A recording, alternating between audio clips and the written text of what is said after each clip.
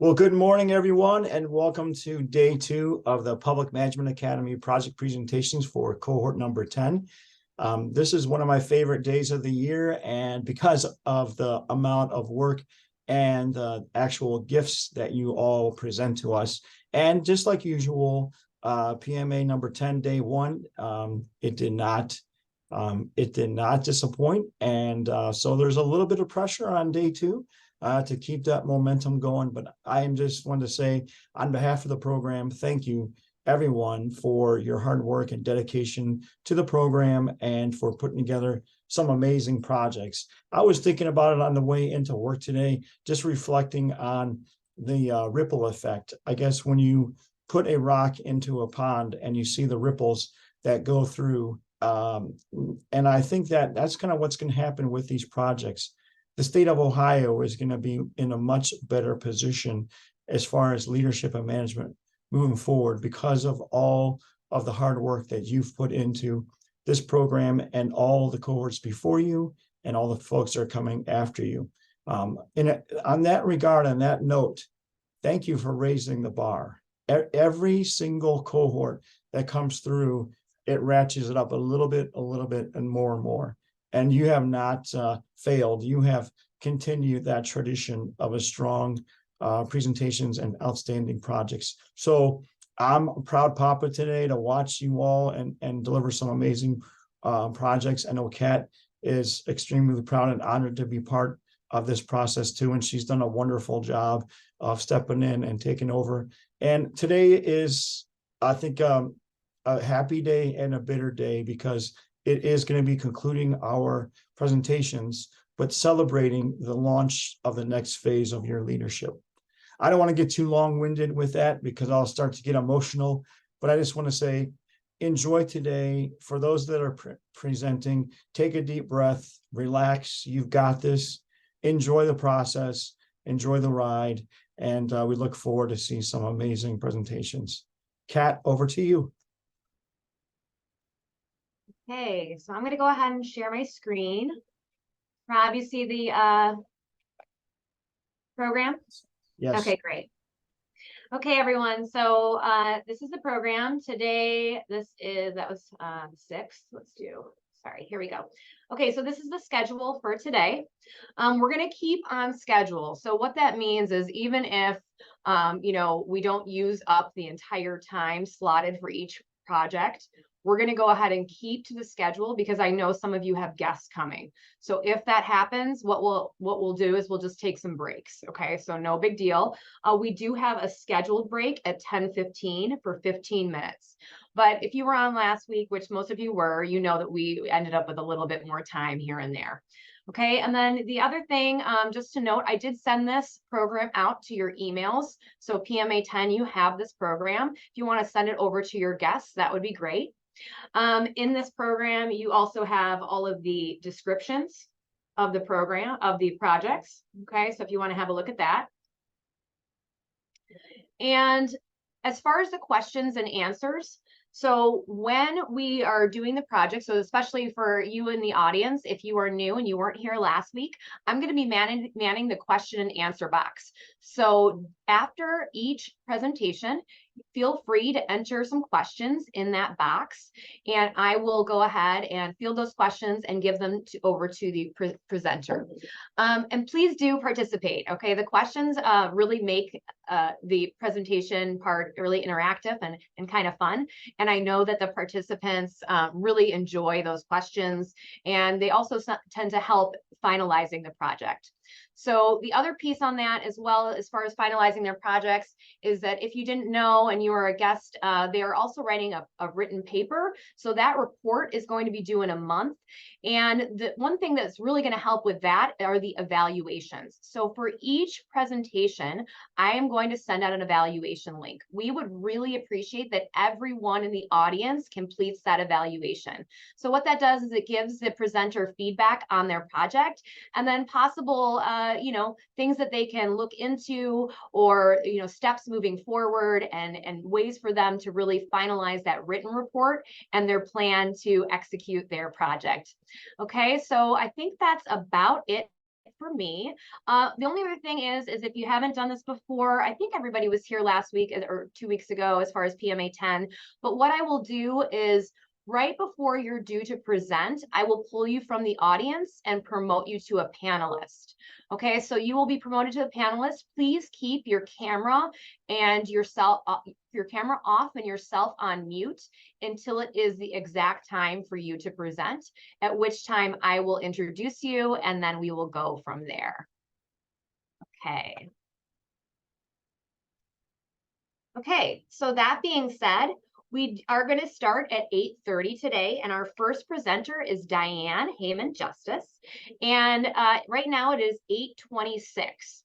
So we're going to wait until 8:30. Diane, I'm going to go ahead and promote you now, but please wait until 8:30 in case you have any guests coming. Rob, do you have anything else you'd like to say while we're waiting? Yes, why don't you get Diane up and running? I do want to just do a couple more announcements. So at the conclusion of the program, not today, but at the end of when you turn in your paper, each participant will get a transcript and kind of any outstanding missing classes, so you get a chance to make up that part so that you can complete the Public Management Academy certification. If you are going on to the next level for Leadership Academy, there's courses that are coming up. We are now offering it in Columbus and in Cleveland. So I'm actually working with those folks down there. We are offering it once a year right now, the Leadership Academy track, but it looks like with the demand that we are seeing down the road, that we're going to be increasing that to at least twice a year per location. And we also have some breaking news where I don't want to announce it yet, but we will have more locations for the Leadership Academy throughout the state coming in 2024 and definitely in 2025. So for those of you that are still needing to take the Leadership Academy, feel free to either take it here in Cleveland or Columbus, but we will also have locations in your neck of the woods, I guarantee it. So it's kind of an exciting time to be part of the program, because we're definitely taking it to a whole nother level. And I got to say that I want to thank the team for that, both our team at Cleveland State and our team down at Ohio University, also our advisory board members, all of those folks that are helping us statewide to promote and improve the program. Just couldn't do with all of them. And then last but not least, thank you to all the sponsors of your agencies that have graciously allowed you to come, spend time with us, to be away from work, to be away from all your other projects, and dedicate the time necessary to develop your leadership and management skills. So I do not want to leave here without saying thank you to those folks as well. It definitely takes a village to run this machine, and it definitely takes a village for it to be successful. And so I'm proud to be a part of it, and just thankful that we have such a wonderful group of folks that are dedicated to this. And literally, I think that they are part of my family. And so officially today, even though you're wrapped up with PMA, you'll always be part of my family, and you're all welcome to Thanksgiving. Just give me a heads up so I can make sure we got enough plates, and let my wife know so that she's not too upset when we have 75 people show up when we're expecting 10. So anyway, that's sort of a joke, but if you're in town, stop by. So without further ado, I'm going to pass it back over to Kat, and good luck, Diane, and rock and roll. Okay, so I'd like to introduce Diane Heyman Justice, and her project is on building a claims correspondence inventory. Diane, you're on. Good morning, everyone. Today, I'm with the Ohio Bureau of Workers' Compensation. Next slide, please. My name is Diane Hyman Justice, and I'm a technical claims specialist with the Operational Policy Department. And I have surpassed my 30 years earlier this year in March. Next slide, please. I'm going to talk about building claims correspondence inventory. I'm going to provide you with a high-level overview of the background, resources, tools, sample documents, and what the future will hold. for my project. Next slide, please. So we always hear in the news, baby boomers. Well, you know, it's time to move over, baby boomers, because it's BWC retirement boomers. Our agency has almost 50% of the agency can retire. They can walk out the door, all that knowledge. And back in 2018, I started mirroring a coworker to take over the correspondence change request project group. And, you know, 2018, 2019 was good. I went to meetings with him and, you know, I shadowed him, worked on correspondence. And then the pandemic hit in 2020. And it was much harder. We were on Teams and different meetings, and it was a lot more challenging to shadow. And then we went back into the office in 2022, and he stayed 2021, and he stayed for a very short time, and he retired. And then it was all me.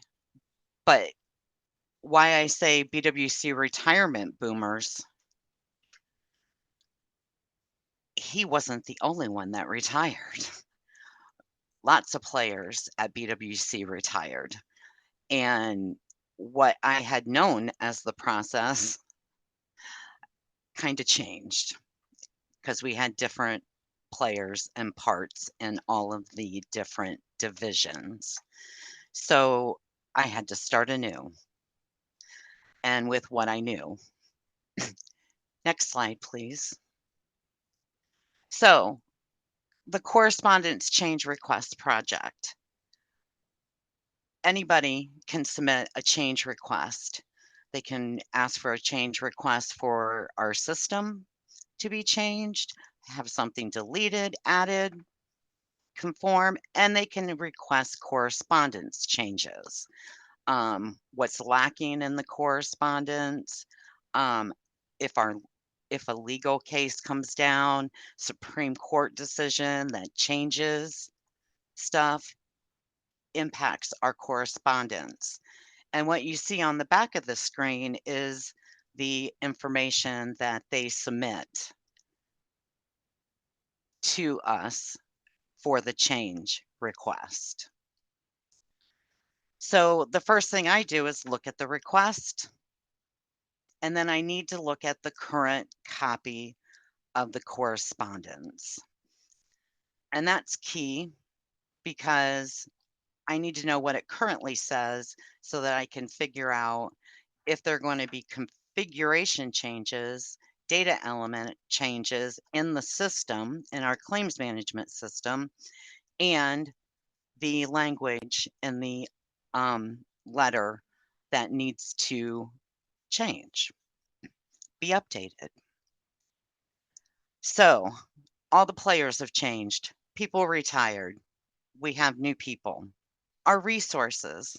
For our claims staff, we have a claims online resource called CORE, and it provides best practices, links, specific job due, you know, specific to a particular CSS position, like a lump sum settlement. They have their own link where they link everything that they need to process settlements.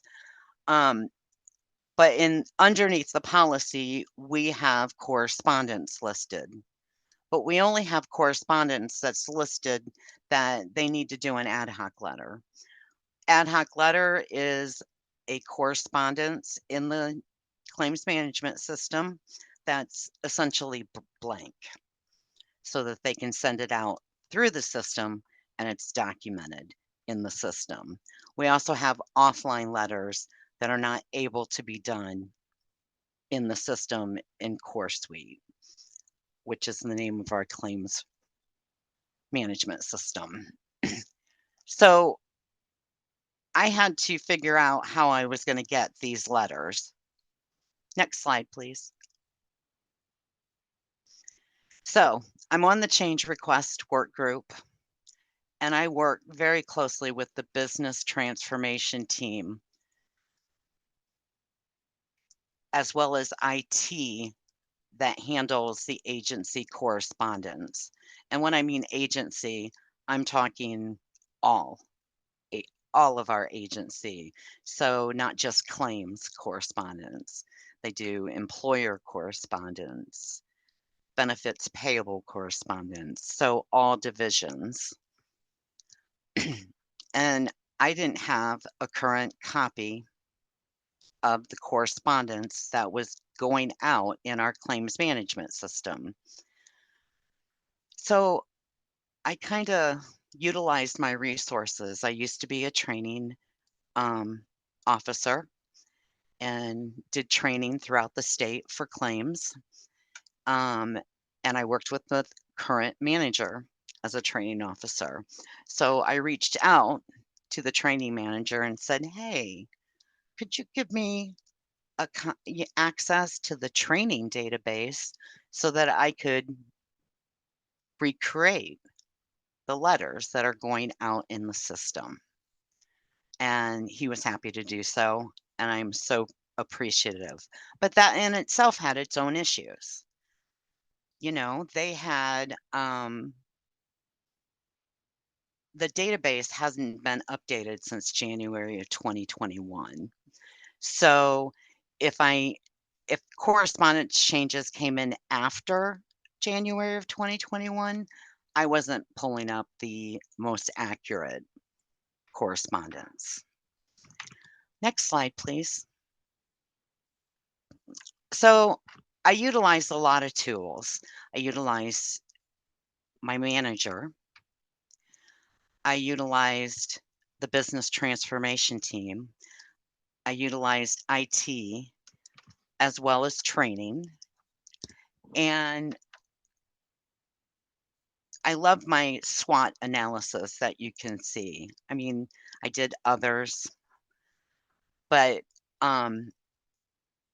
when I talked to my manager, she was like, why don't we create documents that preserve what is currently being issued out? And then we could put that on the claims online resource for claim staff to see what the core number is of that correspondence, what the name of it is, and purpose. So it would empower our staff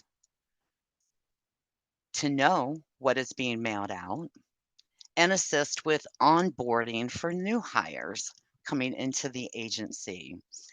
The correspondence would be spelled out, they could see it.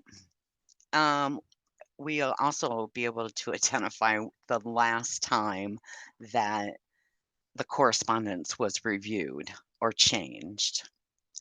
Weaknesses, claim staff won't see the value of it. Management will not embrace that tool, but it will provide opportunities that we can identify areas we need to improve for correspondence, where we can eliminate some confusion to our customers. And we would also be able to update our training material with real sample language of what is going out for our new hires. And threats are similar to the weaknesses. They're no value, but it will be very valuable to me and our department. Next slide, please. I kind of already went all over that. CR is change request correspondence workflow. In conjunction with claim staff, my manager and myself, we created a work group or workflow to help us streamline the process, make sure that we're looking at all of the, I'm going to use my manager's word, tentacles. What are the impacts to the other divisions if we do this change to the correspondence? I created sample documents of that correspondence. And again, we have a header, the letter language, a footer. We're going to add it to the Claims Online Resource Center for claim staff, and the name of the core to our procedures when we're writing policy and procedures for claim staff. Next slide, please. So here's a sample of the header. Every correspondence is associated with a number. So I reference numbers by core numbers, but staff references them by the name. And sometimes it's confusing because they say a name that is really associated with a different core number. So this will help them understand that the core number is 111 in this case, and the name of the correspondence in our claims management system. So so they know.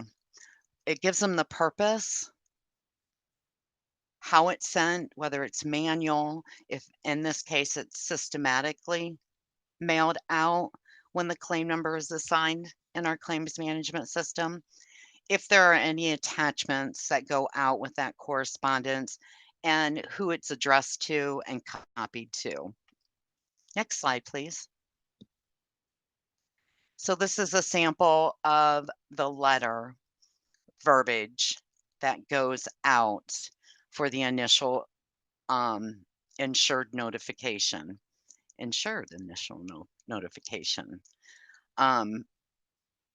So that's what the current letter is saying when it goes out. Next slide, please. The footer. The footer is very important because we can tell when it went into production and that we have approvals from communications and legal, and sometimes claims operations when necessary. So we got the approvals back in July of 2021. IT was able to put it into production in October of 2021. Next slide, please. And then I already talked about the Claims Online Resource Core, and this is where all the policy and procedures are housed, best practices, links to pertinent information staff may need. Next slide, please. So under correspondence, you will see that we will post Core 111, which is the insured notification letter. And it has CS document sample. CS stands for our claims management system core suite, and it provides them a sample of that letter. Next slide, please. So currently, I have completed 27 letters out of 652 letters of correspondence. I work on this in addition to my other job duties. And my future goal, it's going to continue until I complete all those letters. And my deadline that I have imposed on myself is May of 2025. And that's pertinent because just like the retirement boomers at BWC, that is when I'm eligible to retire. So I would like to have it all completed, and the next person that steps into line will have access to all of the correspondence and not have to go elsewhere to try and figure out what our current correspondence says. So, retirement, it's in my future. Thank you. Next slide, please. Questions? Let me hear them. Great job, Diane. That was fantastic. And I think that what did you say, 752 or something? What's that ungodly number? Like 652. oh, I'm sorry, 652. Um, how is it being received so far? Like with your drafts and the models that you have so far, how is that coming along as far as with getting the feedback from the staff and folks that are in the front lines? What are they thinking so far? Do they know about this yet, or is it We still? we have we have put some out on the Claims Online resource. I do not know if we will do a policy update. We will refer to them to those correspondences. We usually do video updates for policies and provide them with all the tools for that policy. How's it being received from your supervisor or management leadership that you're working on this? What's their thoughts on it? Um, I worked on it hand in hand with my manager. She loves it. Good. I'm going to say that. All right. Great. Also, is there, you give it a self-imposed date of when you want this done. Is there any feedback from supervision or leadership on expediting that, extending it out? Like any kind of feedback from what they said when you said, I'm going to do this until, my retirement date or whatever? Have they said anything about trying to provide any more resources or allocate more staff to this at all, or are they good to go with that? Not at the present time. My current manager is interim. Oh, okay. So they have posted the management position, and so when the final decision is on who the manager will be, then I can address it with the new manager. Have you developed any cheat codes or any kind of like quick ways to like look at like putting together a template and saying, okay, this is our framework, and then just kind of modifying it? Have you learned anything from starting the first 27 or so to allow you to be more fast or more efficient with the next 620 you have left? Well, ideally, I would like to say yes. We have, um, because each letter is different, Okay. each template's different in the system. But once I get the verbiage, I mean, it's a copy paste. Okay. Identifying the header and the footer was important that I worked with my manager on, and getting that information in the header footer. And really, outside of copy and pasting the letter verbiage, the header and the footer is different for every piece of correspondence.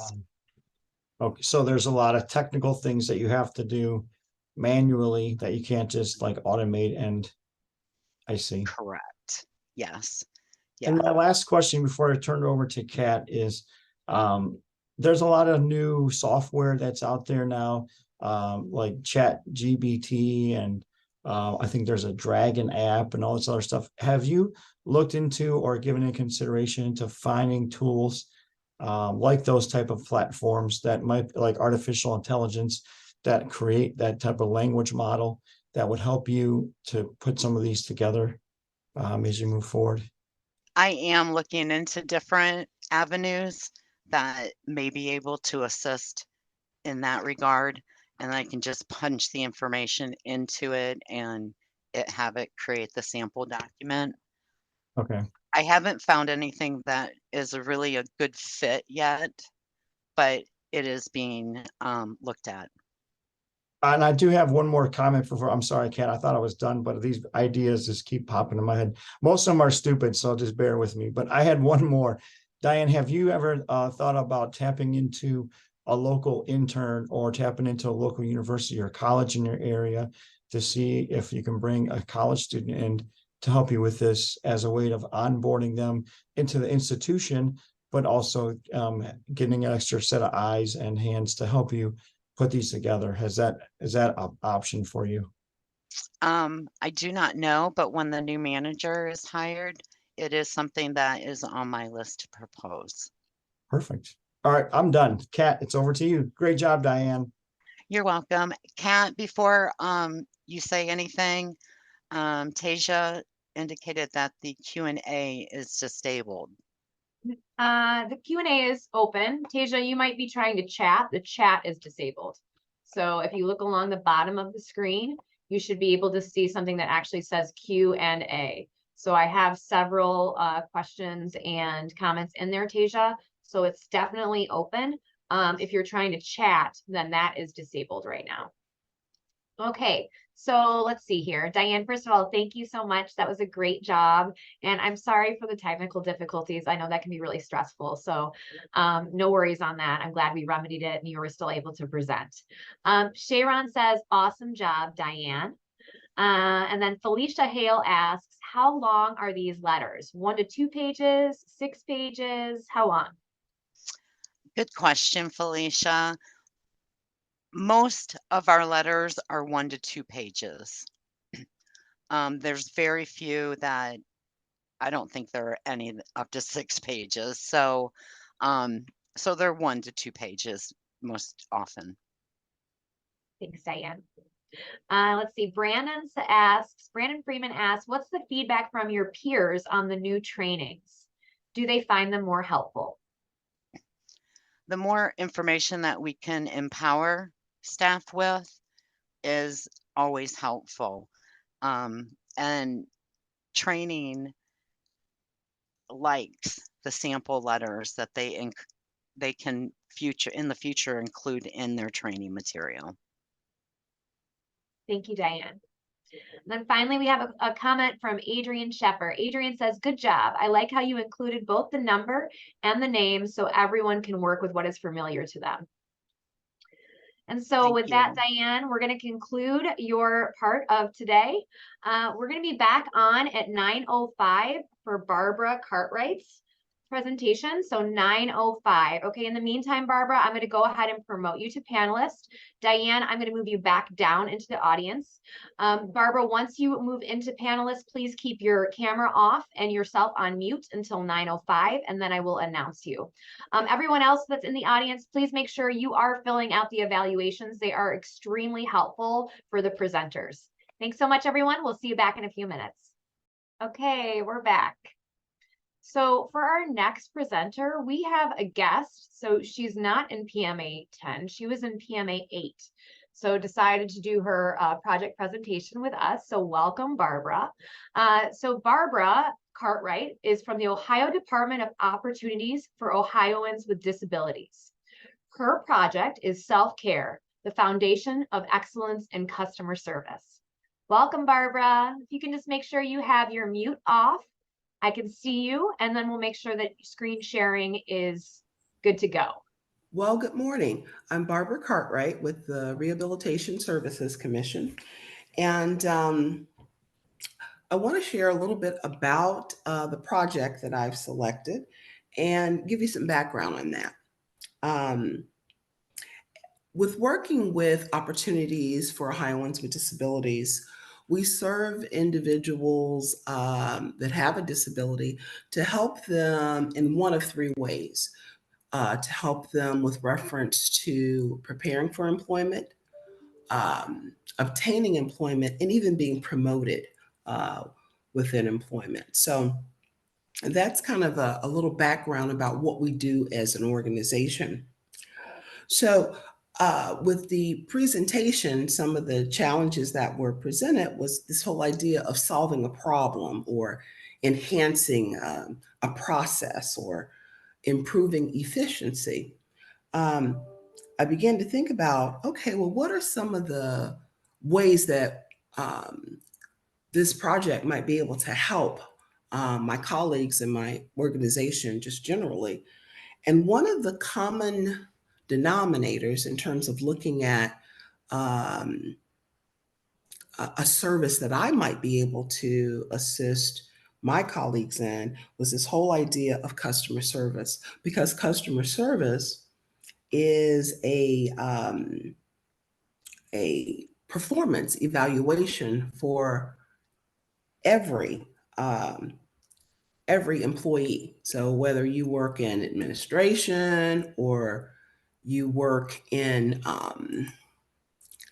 any area of um, for the agency, customer service is part of that.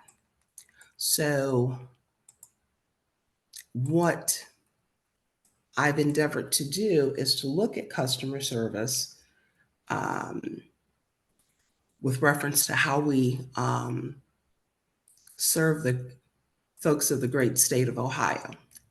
So I want to go to our first slide, which is now not working for me. I'm going to try it again. But go ahead and pause the recording, Barbara. Don't worry, take a breath.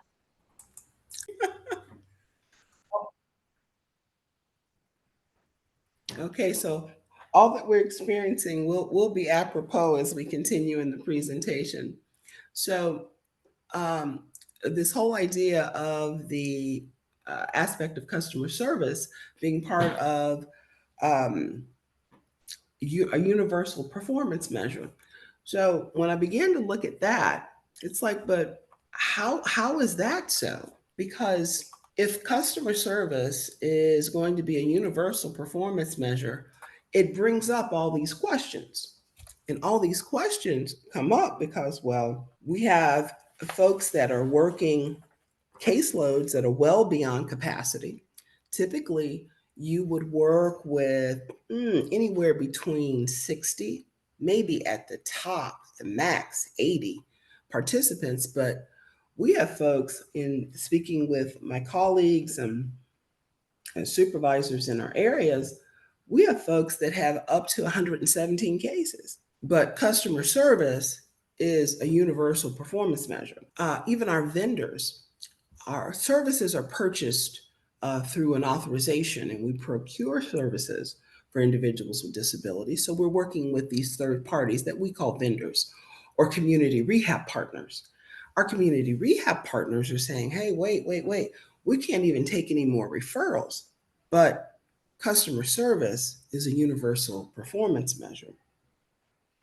So we have this whole influx of transition students that we're expecting to be working with in just a few short months. Of course, this is when we're doing the preliminaries on the presentation and talking with folks.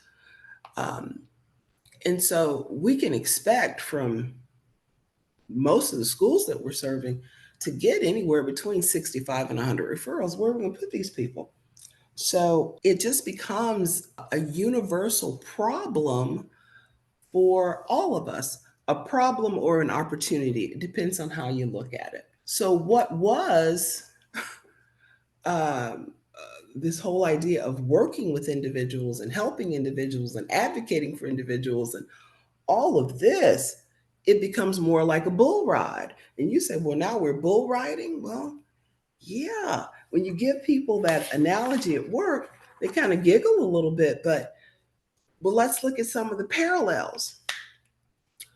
A bull rider is restricted in what they can do. They can only hold on with one hand. Okay.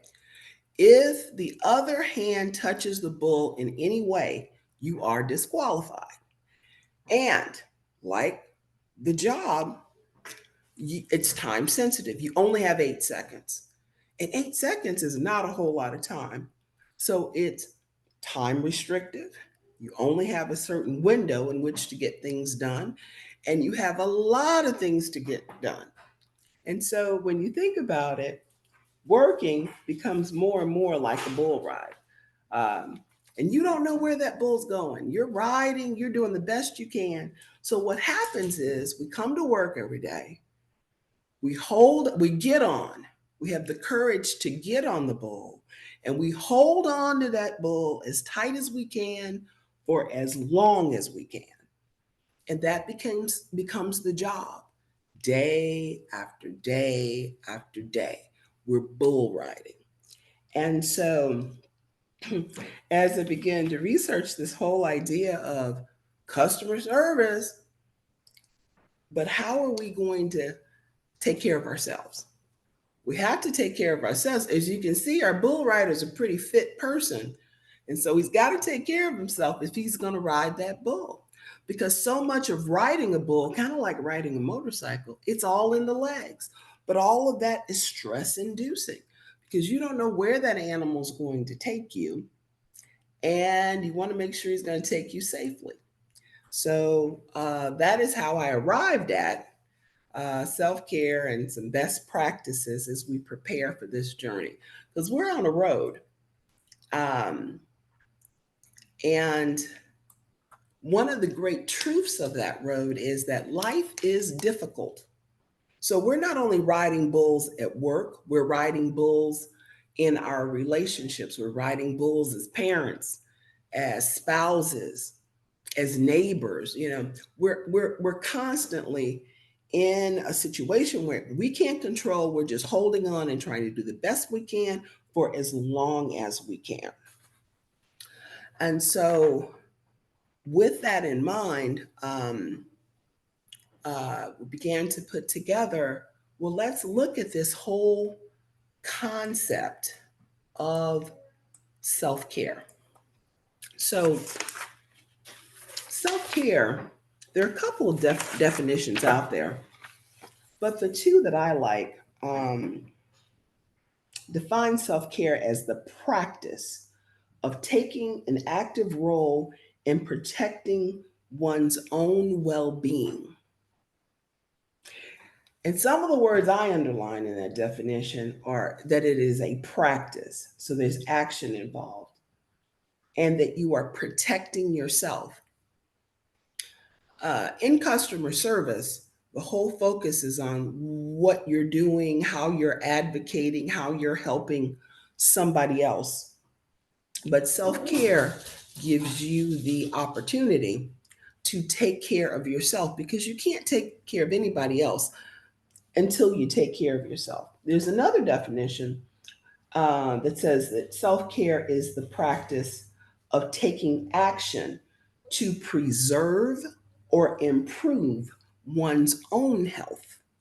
So there is a great sense of taking care of you. And as caregivers, even though you may not describe yourself as that, but those of us that work for a state or a public entity, we are, in essence, taking care of that general populace. We're either providing them with a service, we are collecting their information and determining eligibility, we are bringing them in, we are embracing them in a service to deliver some level of service to them. So we are doing something for them. And so to be able to effectively do that, we're going to have to take care of ourselves. But we have to accept this truth is that life is difficult, and that doesn't change. So if we're going to bull ride, we're going to have to take care of ourselves first.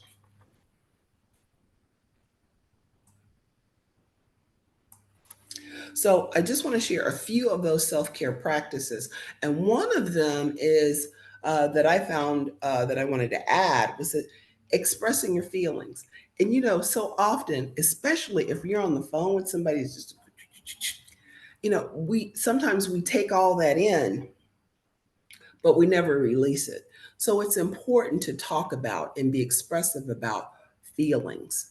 Now, you may not do it in that venue, while you have somebody barking and snarling at you on the phone, or in those situations. But certainly you need to take some time to do that. And you can do that in any number of ways. You can even do that in prayer, but you need to release that. Don't just let that stuff pile up on you. And get restful sleep. So often we don't get a lot of rest. We go to bed or we fall asleep on the couch, but we're not intentional about actually going to sleep. So, a lot of the things I've been reading are encouraging you to be intentional about that. Like maybe you establish some different practices, like maybe you're having some hot tea or some chamomile or taking a hot bath, or get a routine around getting some rest. We have all kinds of routines around getting up and going to work, but let's get some routines about how we will begin to rest. And just the third one I want to share is hire some help. You know, we're not exactly paupers. We got a couple of dollars laying around. Get you some help. You know, because getting rid of a clutter will help minimize your stress. You know, you've got closets and cabinets and desks that need to just be cleared out. Get rid of some of those things, because those things bring a lot of baggage. And if you can get rid of them, you will feel better. You will actually feel better. And all of that goes along with, taking a walk. So many people talk about how they would walk at lunch, but many of us are working from home now, and we don't walk at lunch anymore. Some of us were working from home. We don't even take a lunch anymore. So it's like, begin to take care of yourself.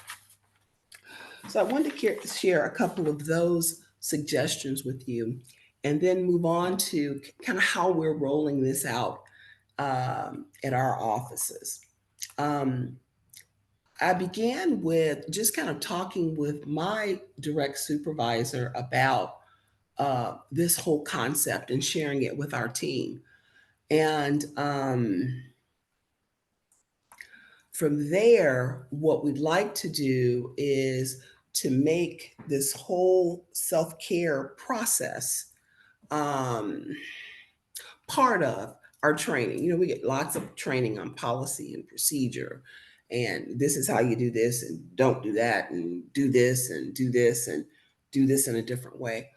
But if we're not giving instruction, um, to people about the value of taking care of themselves, then we are amiss. And so I'm preparing some proposals that this idea and the research would be shared generally, but then that just little snippets about things that you might be able to do as you're managing your caseload, or as you are working with participants in different ways, um, that those things just in practice would be shared as part of, 5 minutes on the end of a presentation that we might be doing.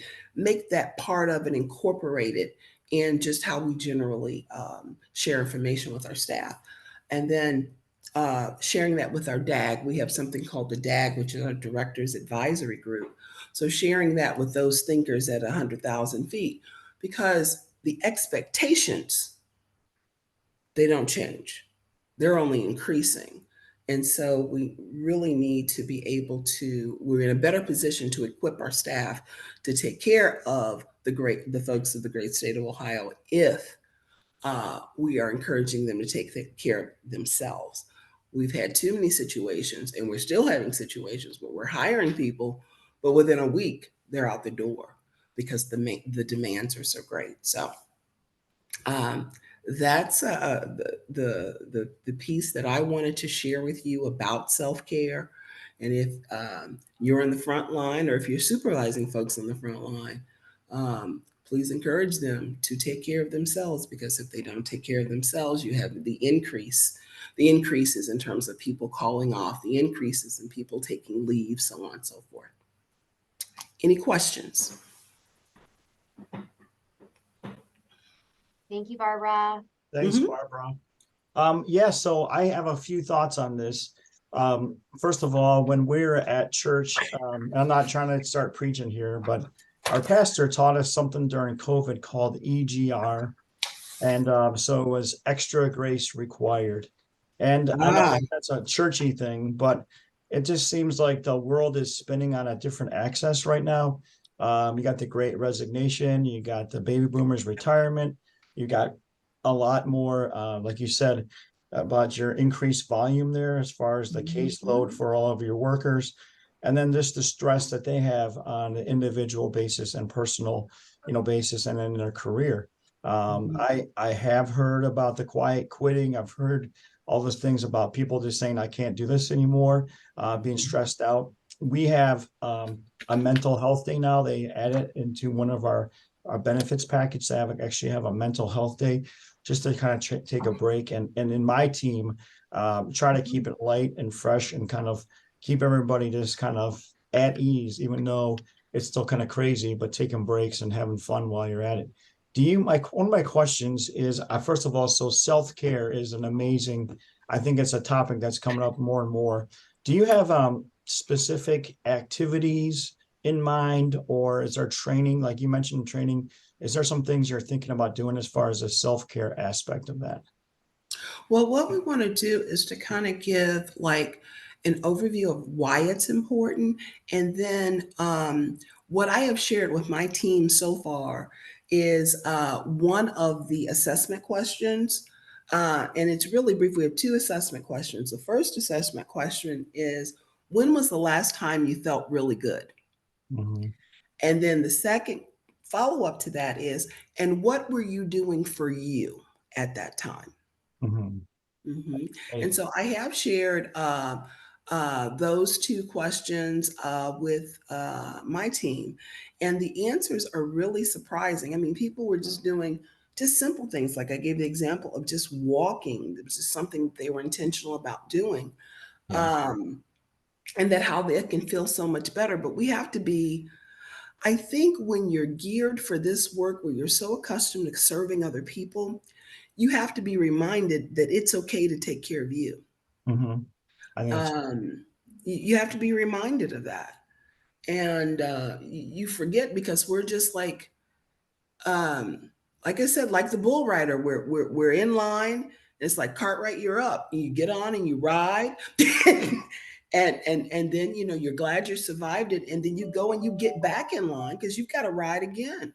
yes. And so we don't take the time to take care of ourselves. And unfortunately, so many of us, especially those of us that have been on the job a long time, we kind of look to the job to take care of us.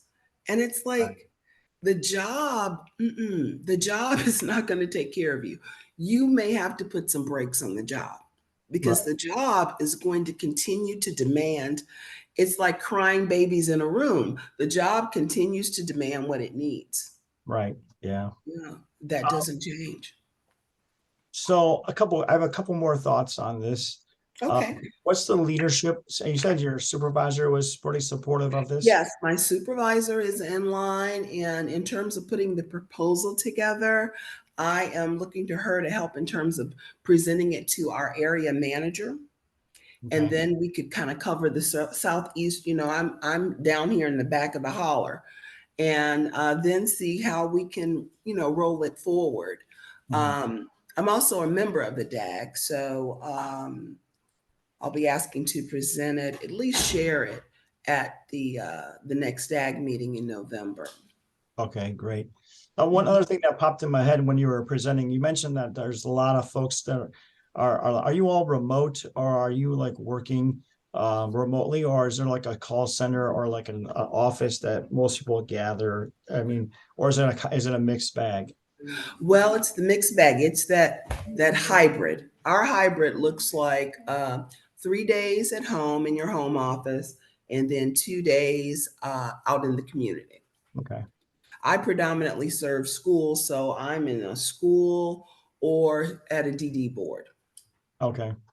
I guess the reason why I brought that aspect up is that if there's a way where there is a sense of community, like if you are going to be together with your teammates or peers, could you build in some, in addition to meetings or whatever else is going on, but build some of that self-care in there, or whether that's Yes. activities, exercises, maybe it's Yes. grabbing lunch or coffee, or like you said, take a walk, or maybe Yes. play some games or something. Mhm. Went to somebody's office and they were playing apples to apples, and I was just like, what are you doing? Like, everybody sees this, but they were just taking a break and like during their lunchtime and just literally dropping everything for a minute just to kind Mhm. of recharge their batteries. So that's just Yes. some other thoughts I had. And then I have one more comment before I pass it over to Kat. And it seems to me, I've been doing this stuff for a long time, over 20 years now. I know I only look like I'm 30, but I've been around doing this stuff for a long time. And that was a joke, by the way. But anyway, when I first started working with all these different organizations, the culture, in my opinion, was that it was a machine, and the employees were just cogs in the wheel, and they didn't really care about what your mental health or your physical state was. It was like, get in, get the job done, and move on. And it appears now with COVID being a catalyst and some other stuff, Yes. That's helped. things are changing. So I'm hoping that that is also going to be part of the actual change in culture in your organization. Yes. So, Kat, Mhm. over to you.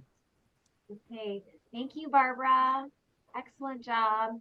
So my other job, my other life, I'm a yoga teacher. So I'm Oh, here on okay. self-care. Yes, it's so important, and not enough people really focus on it. So thank you for bringing that to our attention, and I appreciate the information that you shared today. Don Zetwig said so many people need to be reminded of this concept. So kind of echoing what I just said. And we actually don't have any questions in the audience for you. So I think we're good Good. to wrap it up. Oh, we got one. Hold on. Diane Human Justice said, great job. How does this impact working from home? We rarely get up from our desk. Well, I think as we, kind of look at this, that's part of that, that getting up. Um, and there was a piece I was reading about this whole idea of work from home, because it seems like since we're working from home, we take less care of ourselves than we did when we were working in the community. I know that one of the pieces that our team has shared is all the weight that people are gaining from working from home, because they keep traveling to the kitchen, or traveling to the kitchen more than they did when they were in the office. And so those are just a couple of pieces. There are a couple of apps out there that we've been kind of utilizing as a team. One of them, it's an app that it's like one of those deals where it'll measure how much you've walked, but it'll also give you an indicator. I'm just trying to think, where's my personal phone at? That it's time to drink water. And it'll also tell you it's time to get up. A lot of times, those of you that have those watches will tell you those same things. If you don't have any of those devices, invest in them. And we invest in all sorts of other things, but yeah, invest in something like that, so that you do have those reminders, because we do need someone to prompt us to take care of ourselves. Thank you, Barbara. So I have Wonderful. one more, and I just want to also just to note, we do have to start Felicia's presentation within 5 minutes. So I'm going to give you one more if you could answer that for us, and then we're going to wrap it up. Okay. Okay. Okay. So John Koltrick said, great job. Such a big topic. And it says, are you considering any group activities? Happiness is contagious. Yes, it is. I agree, John. Um, with the team that I'm part of, two teams locally. So that's about probably about 25 employees. We could do some in-person stuff. So yeah, I think some team activities would be great. Okay, Yeah, great I think question. we definitely need to do that. Thank you, Barbara. It was really great to have you join us today. I'm going to go Thank ahead and you. put you back down in the audience. Okay. Thank you.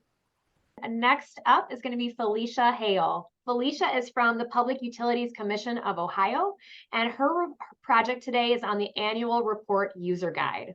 All right, Felicia, over to you. All right, thank you, Kat. All right. Good afternoon. I am Felicia Hale, and I am with the Public Utilities Commission of Ohio. And I will be presenting my project here. So my project is on the annual reports user guide.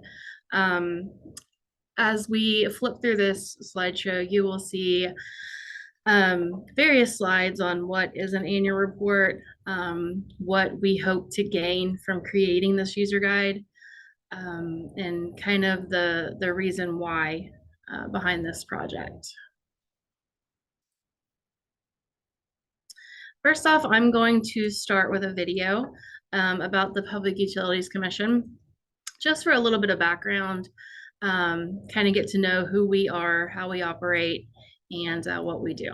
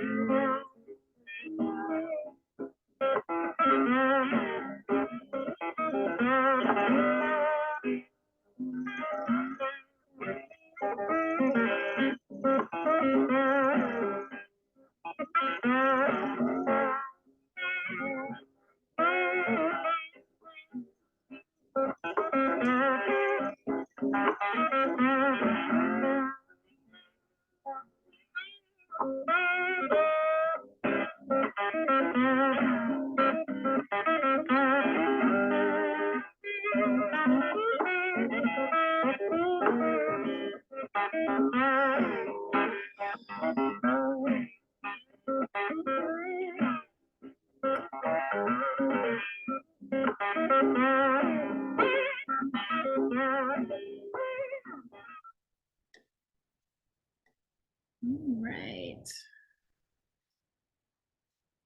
Hopefully that video kind of gave you an insight on kind of what we do.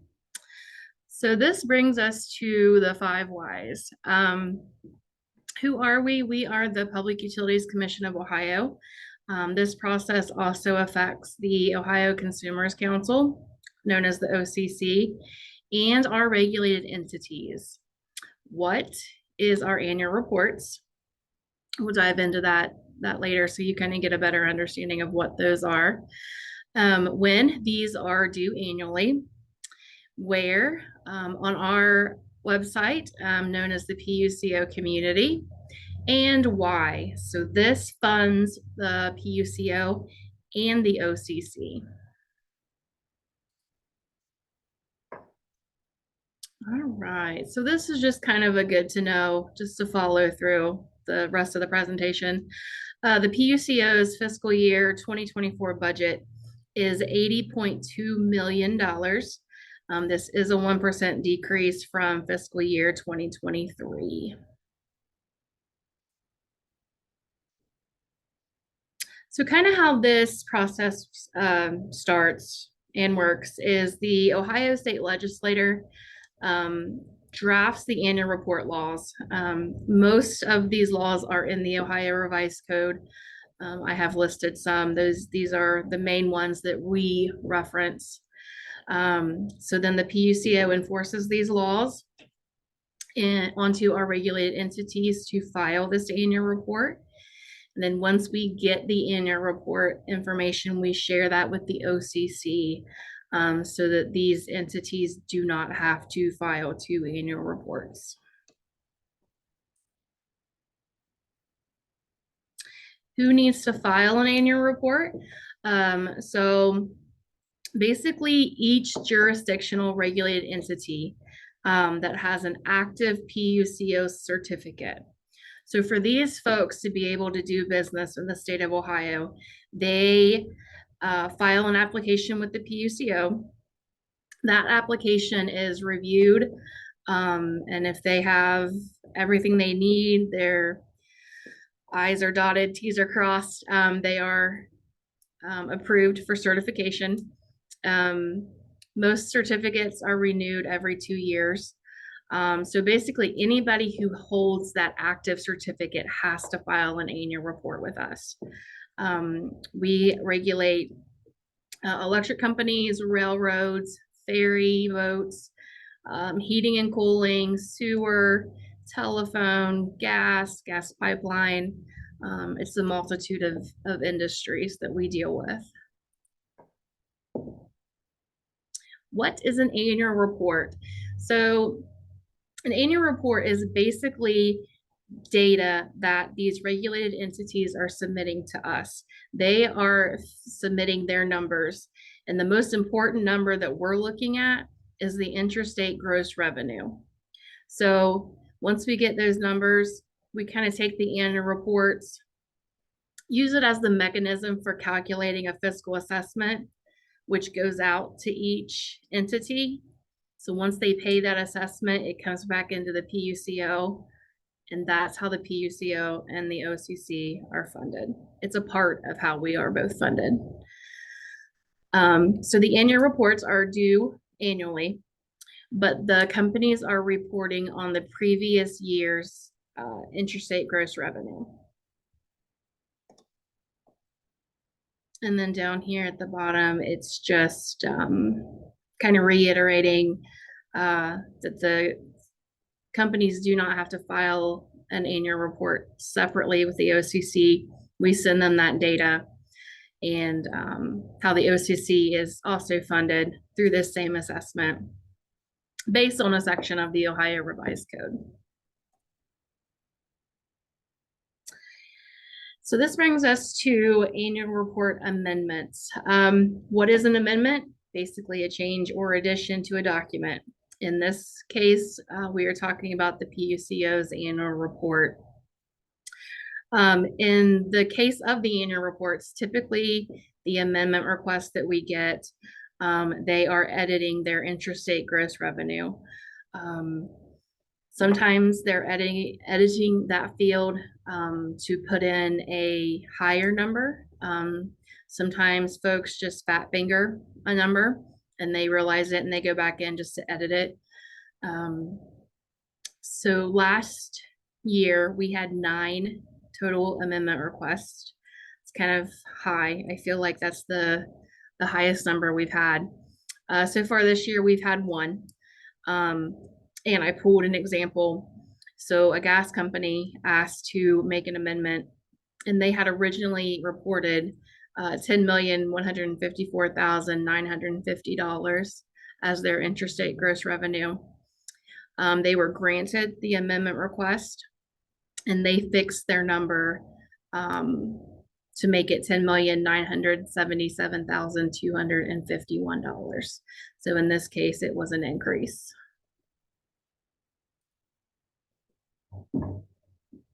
The PUCO community is where folks go in to do their business with the Public Utilities Commission. Super simple process to get signed up. They create a profile with OHID.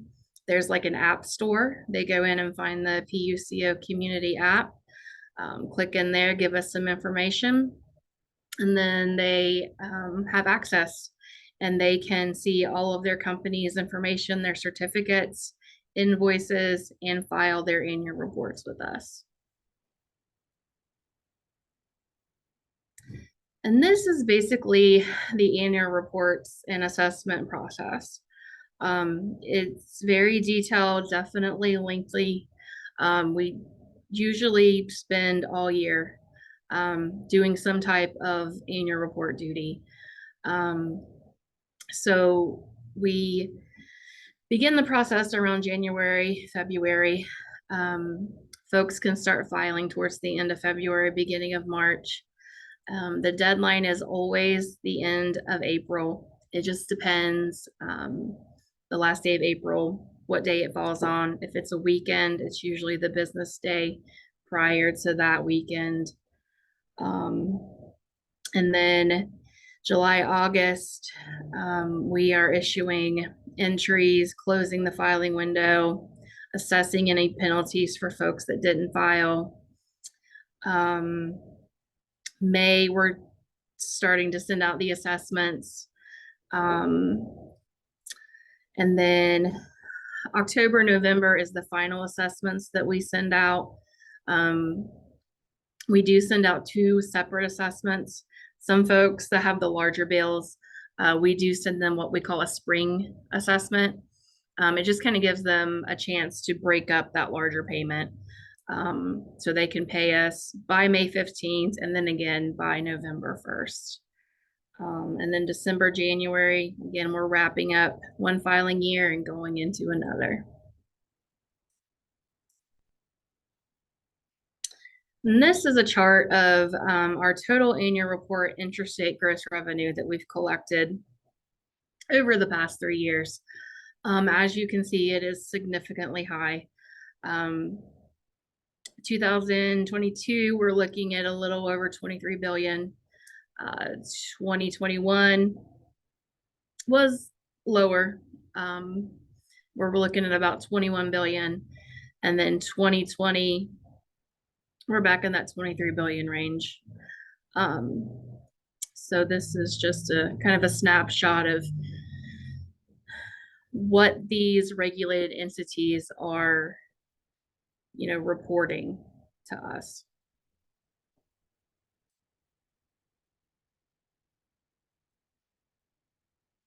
And this is just kind of a chart to show you by industry, the companies that are filing annual reports. As you can tell, the biggest chunk is electric companies, followed by the gas companies, and then it's telecommunications. So you can kind of see where the bulk of our filings are.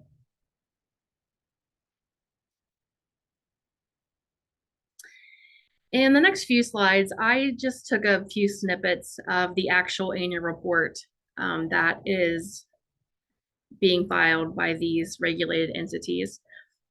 This one in particular is the pipeline and gas pipeline annual report. It asks for some specific numbers, and this is where this annual report user guide is going to come into play. So typically where we get the bulk of our amendments is from this page right here. They're putting in the statement of interstate gross revenue. We're asking for specific totals in response to operating and miscellaneous revenue, dividend, interest income, things like that. So this user guide we're going to develop will drill down into exactly what we're looking for these fields, in hopes of reducing these amendment requests. We want to make it as clear as possible what we're asking for here, so there's no question. This is our water and sewer annual report. This report is a little bit longer than the rest of our annual reports. We're definitely asking for a lot more income and revenue information. So again, creating that user guide, drilling into what exactly we mean by waterworks operating revenues, miscellaneous non-operating revenue, things like that.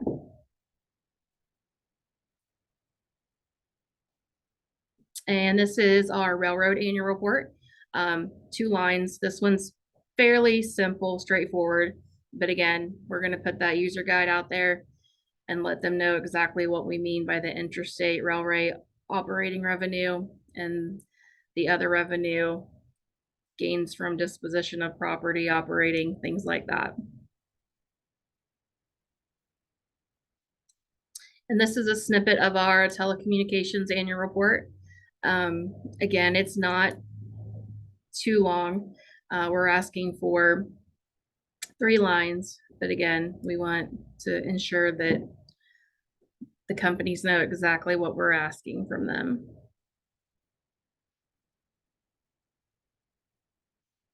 And this is a snippet of our electric, we call it the CRUST annual report. This one's pretty self-explanatory.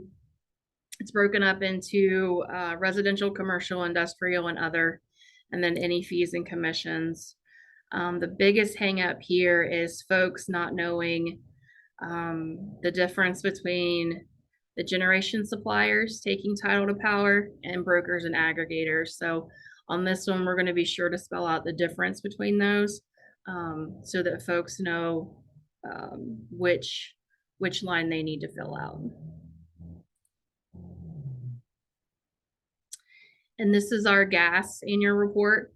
Again, it's pretty simple. The biggest hang up here is knowing the difference between the retail gas suppliers and the brokers and aggregators. So we will spell that out in this user guide and make sure they are aware of where they need to put their numbers in. And that wraps it up for me.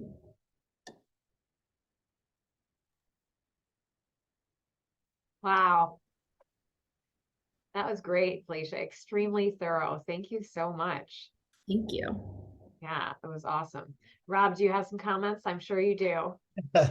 Yeah, I just want to say great job, Felicia. I really love that. I was just, when I was watching your presentation, I kept on thinking about Lean Six Sigma and poka-yoking a process. Are you familiar with that? Is that Yes. exactly what you did? Because if for those of you that don't know, poka-yoke means to mistake proof. And so that you clean it up so that you get the right data and you get the right information and you get it right at the beginning. And so I just feel like that's exactly what you did. And I think I love the fact that it's so simple. Not, I don't mean to be simple in a negative way, but it's clean, it's crisp, it's to the point, and you just get the information that you need. And hopefully that'll be produce the results that you have. So the only question I have, maybe I missed this, but when is the implementation? Is this up and running, or is this going to be put in place like next year? Like, what's that plan? So it's not implemented yet. I'm actually the one that's going to be drafting the user guide. And my hope is to get started with it in about maybe 2 weeks. That's my goal. So we definitely want to implement it for next filing period. So, and that begins end of February, beginning of March. So we're definitely going to have it up and on our website and on the PUCO community by then. Great. Well, I just want to say congratulations. I don't really have that many questions because I think it's a fantastic project, and I think just classic PMA, Public Management Academy outcome as far as taking something. And it's what I will compliment you on is it's a major initiative because it's a significant amount of paperwork and also a lot of money. So I'm glad the fact that you're putting the accountability and controls in there to make sure that you're keeping track of that really well. So congratulations. And thanks again for your contributions in class. Absolutely. Thank you. Back to you, Kat. Thanks, Rob. So Felicia, just curious, what did you find that was really helpful as far as the PMA sessions, like for your project? Because I saw quite a few tools in there. So I'm just wondering, like, what session did you find like super helpful? So I'm actually Lean Six Sigma certified. I have my green belt. So I've had a lot of experience kind of with that. But the thing that I didn't really use as much as I should have before PMA was the 5 why session. It's kind of something that I forgot about, honestly. So when we have that session and that assignment, I feel like the 5 whys just kind of made me put my project into kind of what I needed to do, where I was going, and how to get there. So it really kind of simplified it, I guess. So definitely the 5 whys session. Wow, that's great. Yeah, you really helped you map it out. Yeah. Thanks for that. Yeah. We have a couple questions here. So Sharon Daniels asks, are the annual reports made available to the general public? If so, is it available electronically, or is it more of something that you'd have to make a public request for? So they are actually public information. They're on our website, which is, I believe it's puco.ohio.gov. And if you search in the search bar and your reports, you will see a slew of links. But yeah, we go back, I believe, to 2017 online. So they are electronic, and they're all out there. Great, thank you. Mhm. And then we have a comment from Tasia Blackwell. In my experience, a lot of people seem to struggle with financial documents and data. I think it's really amazing how you have simplified things. Awesome, thank you. Yes, we agree, Tasia. Thank you so much, Felisa. Awesome job. Really, it was a pleasure having you in the cohort. Thank you so much. Thank you. Okay, so next up, we will have Tasia Blackwell. Stay tuned. Okay, and we are back with Tasia Blackwell. Tasia is from the Ohio Bureau of Workers' Compensation, and her project is a policy processing department. Course Suites integration updates. Today's project is centered around the improvement of our agency's main system to allow additional locations linked to one employer to be captured in a way that it is searchable within our database. At this time, the current process in place is to capture this vitally important information by adding it to the notes linked to the employer's policy, thus making this information non-searchable. We are all familiar with the phrase work smarter, not harder, a phrase I personally perceive to be overstated and under-implemented in the workplace. How many times have you performed a task at work, researched an inquiry, or completed a project that essentially left you thinking, there has to be an easier way to do this? Ultimately, I apply this thought process to every portion of my everyday life, but especially in the workplace. This is something that I am known for amongst my colleagues. This is what brought about the conversation within the work group my agency created to brainstorm ideas on how to improve our system, which led me to this project today. We have had many department changes, including the creation of multiple new positions, the restructure of our department, the departure of a vital supervisor, all while rolling out an ongoing 3-year project that's due at the end of this month. Management has made the decision to put this project on hold at this time. As a result, I have broken this project down into 3 phases. Phase 1 of this project is complete. The response from the individuals within the work group regarding the benefits this update and upgrade to our system would have in their department as well made this particular improvement a precedent in each of our meetings moving forward, thus creating the project that we have today. The purpose of the first phase was to justify why this system improvement was necessary to perform our job duties. However, due to the response from the other departments, this particular system improvement took precedent, and before I was able to justify the need, later displayed in this presentation, the project was created, and steps began to be taken to determine how our agency can make this happen. Thus, phase 1 of the project is complete. Which brings us to phase 2, development and testing. Phase 2 of this project is assisting our development team with creating a test environment that captures the scope of the information that is needed for this system update, and then of course, testing that data. As I dug into our system, I discovered there was potentially a feature already built within our system that is currently not used by our agency that may be able to capture the information our agency seeks. Unfortunately, the system our agency currently uses was not built specifically for our agency, and it's owned by a third party. We must be granted certain rights and permissions before we can actually sit down with our development team to develop the test cases and the test plans that's needed to create the test environment for this improvement to be put to the test. As this is not a feature our agency currently uses, once this project is no longer on hold, our agency will be able to move forward with testing this built-in feature and hopefully creating a process that will allow for this feature to capture the additional location information in a way that it is searchable in our database. Phase 3 of this project consists with rolling out the project once all the testing and updates have been completed. This will require me to add an additional note to one of the job aids I created, as well as require me to conduct what we refer to as refresher trainings. These are really short, to the point trainings done with one of the team leads and a small group of individuals throughout the day to ensure our workday is not interrupted. Discussions have been had regarding attempting to go back and capture the existing data. However, at this time, it has been determined that the focus will be on new and incoming employer policies and ensuring we are capturing the additional locations of the employers moving forward. Our agency is a monopolistic agency, so all employers seeking workers' compensation coverage must go through the BWC to get it. As a result, our agency has approximately 245,000 state-funded employers with active BWC policies here in Ohio. This is a ballpark figure that doesn't include self-insured policies, nor does this include out-of-state employers. Our department processes upwards of 35,000 incoming applications or so a year.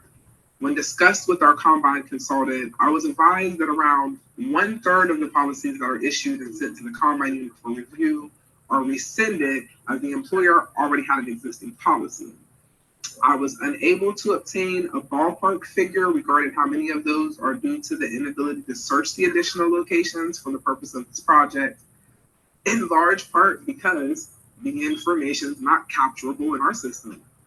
But what I was able to do was to get a breakdown of the monetary impact that this has as it pertains to the individuals processing the request in the policy processing department solely.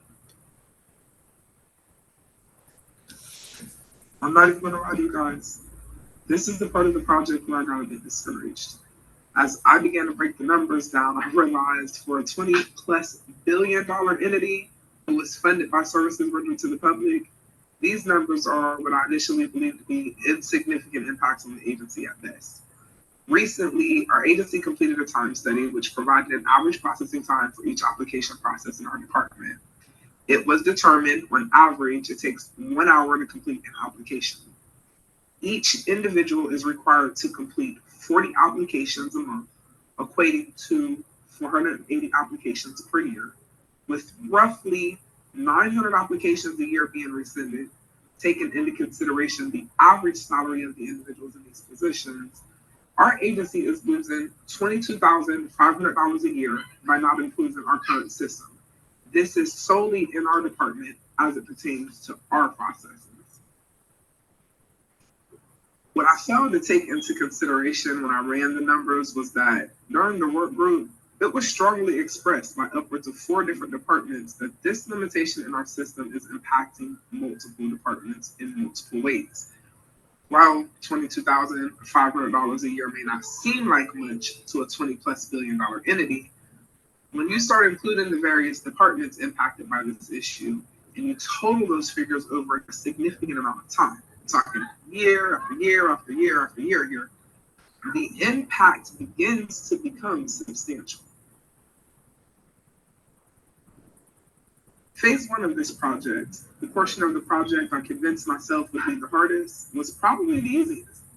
Phase 2, the creation of the testing environment, the development of the various scenarios that can occur that will need to be tested, the testing and debugging within itself, and then the rollout, improvement of the update is where the real work will begin. Once this project is taken off hold and the green light is given to move forward with meetings, discussions, and implementations, phase 2 of the project will be underway. Let's be honest, there's power in numbers. I did not expect my one suggestion, recommendation in the work group that day to turn into a massive project to improve our system. Even if the project has currently been placed on hold, I honestly did not expect to be the person being asked to perform the task that's associated with helping bring this project to life. Upon the completion of this project and system upgrades, outside of the financial impacts, the improvement of this one feature in our system will result in a decrease of processing time, an increase in productivity, a decrease in inventory, a decrease in unnecessary interdepartmental communications, and an increase in processing turnaround time for external customers, which ultimately will increase customer satisfaction. Overall, the upgrade and enhancement of this system defines the phrase work smarter, not harder. Thank you for listening to my presentation this morning. Please leave any questions or comments that you may have in the chat box. Congratulations, Tasia, great work. I'm so pumped because this is why I work here at Cleveland State and why I love the OCPM program. The analogy that I usually use with people is to put a pebble. You throw a pebble or a rock in a pond and you watch the ripple effect. So what I mean by that for your project is you knew that there was a issue and that you needed to put in a process improvement initiative, but you didn't know how it's going to really impact and have that ripple effect across the entire organization, and that is going to actually gain momentum and buy-in and support from other people. The idea about the PMA project is we hope that it has some type of, implementation / impact, but the idea is more about a demonstration project and for you to use the tools that you've developed throughout the year and your knowledge and experience, working in the field to try to present something that you can verify and demonstrate how you apply these things. So any kind of implementation or savings or efficiency is really icing on the cake. But the fact that you're able to demonstrate the fact that you have suggested this project, other people got involved, it's starting to have other ways that they're looking at it, other things they're trying to account for. It makes me, very happy to see that we're right on track as far as overall program goals and kind of how you took that and ran with it in your different department. I really love the fact of how you started to look at the numbers in the sense of breaking it down per case, per account, per department. And, $22,000 for $20 billion doesn't seem a lot, but you start adding it up, like you said, over the time, it is a significant, contribution that's significant dollars. And I think what the point that I like about that is that we're all public stewards of the public dollar. And so we have an obligation, to the state of Ohio and the taxpayers to make sure that we're doing the best job we possibly can. So I really like the fact that you pointed that out as far as like, what does that look like? I also just am baffled by the concept of 35,000 policies that you all have to review. Those are just, crazy numbers. And the fact of being able to analyze and verify that everything's accurate, kicking those back or rescinding them to get them fixed, and have a process to now manage that, even if it's not fully implemented. Like I said, it's more about the demonstration and getting people to think about this. So what I wanted to say was congratulations on that effort. I really look forward to hearing more feedback from you down the road as this continues to evolve. And again, if it's fully implemented, great. If there's parts from this that are used, that's also wonderful. Or if it's even taken apart and broken out and multiple projects come from this is exactly what we want to see. And thank you for putting together this project. Thank you for pushing the initiative internally within the department, and thanks for being a change agent, and most importantly, thank you for being a good steward of the resources that were given to your organization. Best wishes for the next phase of your development. I hope that you stay in touch with us, keep me posted on how this evolves over time, and just a great example of what, especially at the state level, of what a leader should be. And thank you so much for being part of our family, and best wishes as you move forward. So thanks again. Kat, over to you. Okay, let's see. Shayron Daniels, we have a comment from her, and she says, "Great job on your presentation. Process improvement is always continuous, especially when it comes to policies. Excellent job on explaining how easily it can be streamlined." And I would just like to agree with Sharon. It really was very, very well done. And I could see, I could see the PMA all over that presentation. So that makes me very proud. So thank you so much for being a part of our program. And then I also have one more comment from Felicia Hale. Awesome project idea. Yeah, really well done, Tasia. Thank you so much. Okay, up next is Adrienne Sheffer. Adrienne Sheffer is from the Ohio State Highway Patrol, and she is going to do her project today is on the Dispatch Academy. Okay, Adrienne, go ahead.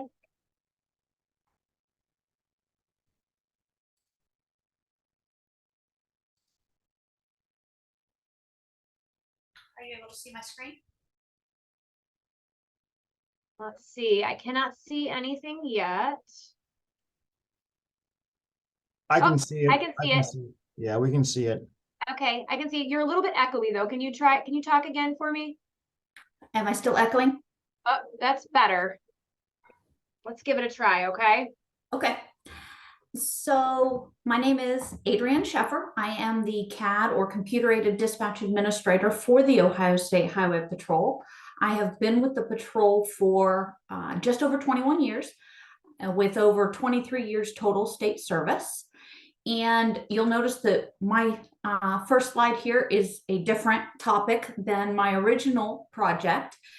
Back in July and August, I came to the conclusion that I was not going to be able to devote the time I needed to the Dispatch Academy project because this e-warrants project had taken up the past year majority of my time. And so therefore, I felt that it was better served that I do my project on the e-warrants project versus the Dispatch Academy.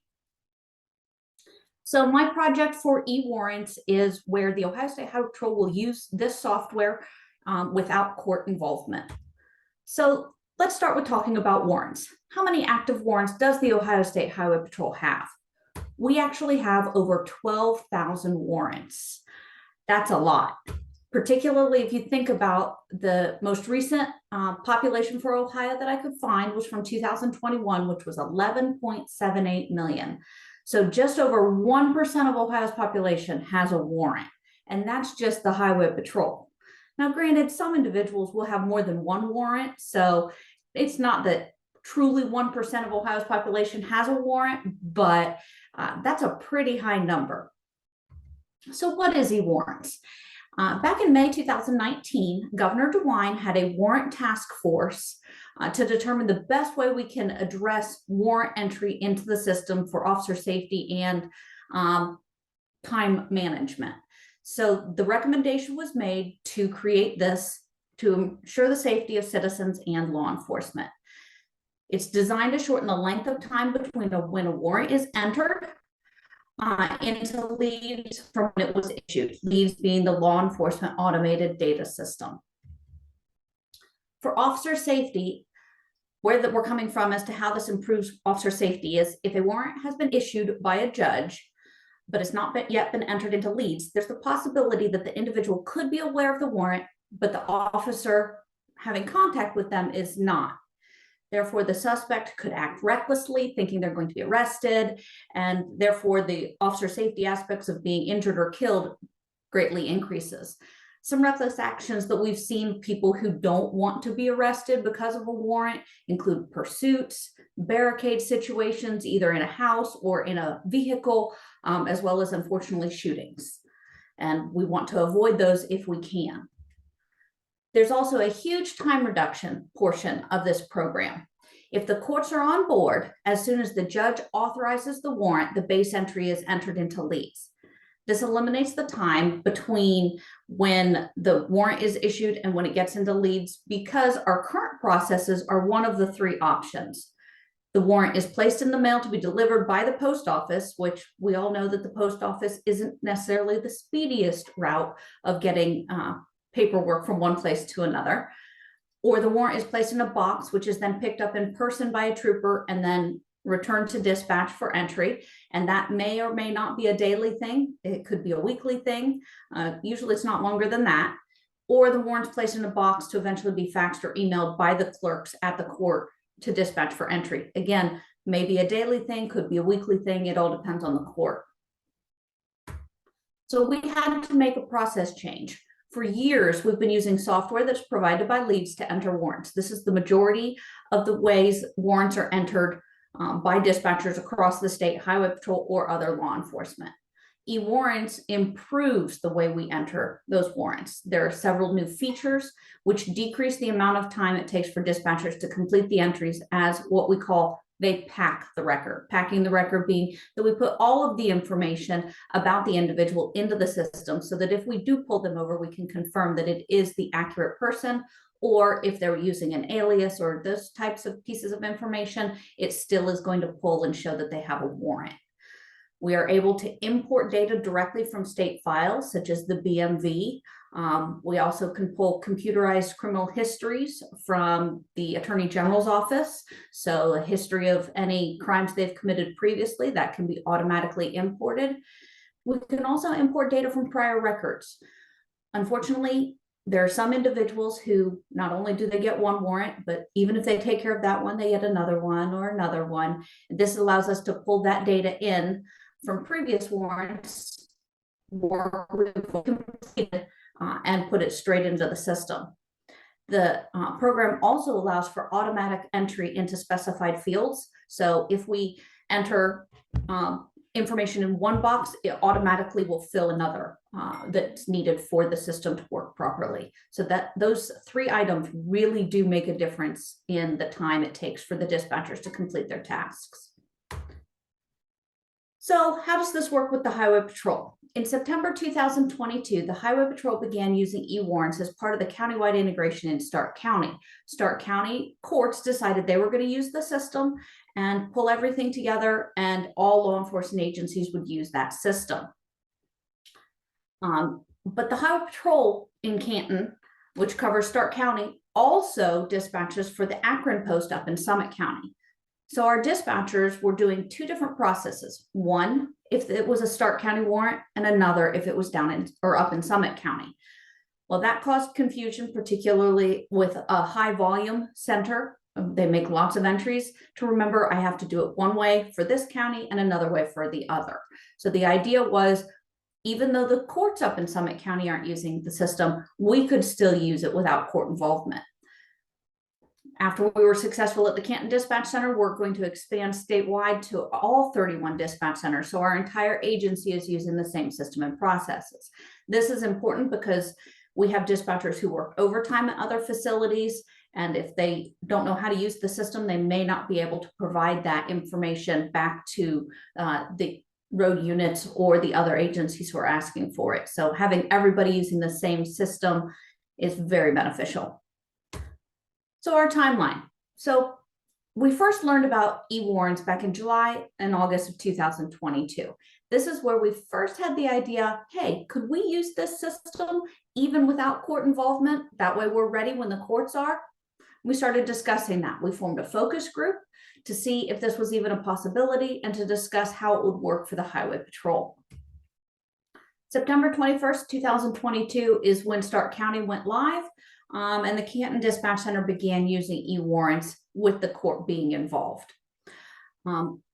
Unfortunately, when the Canton Dispatch Center began using the system, we learned that the training that had been provided by the contracted company was subpar, and there were many bugs in the system.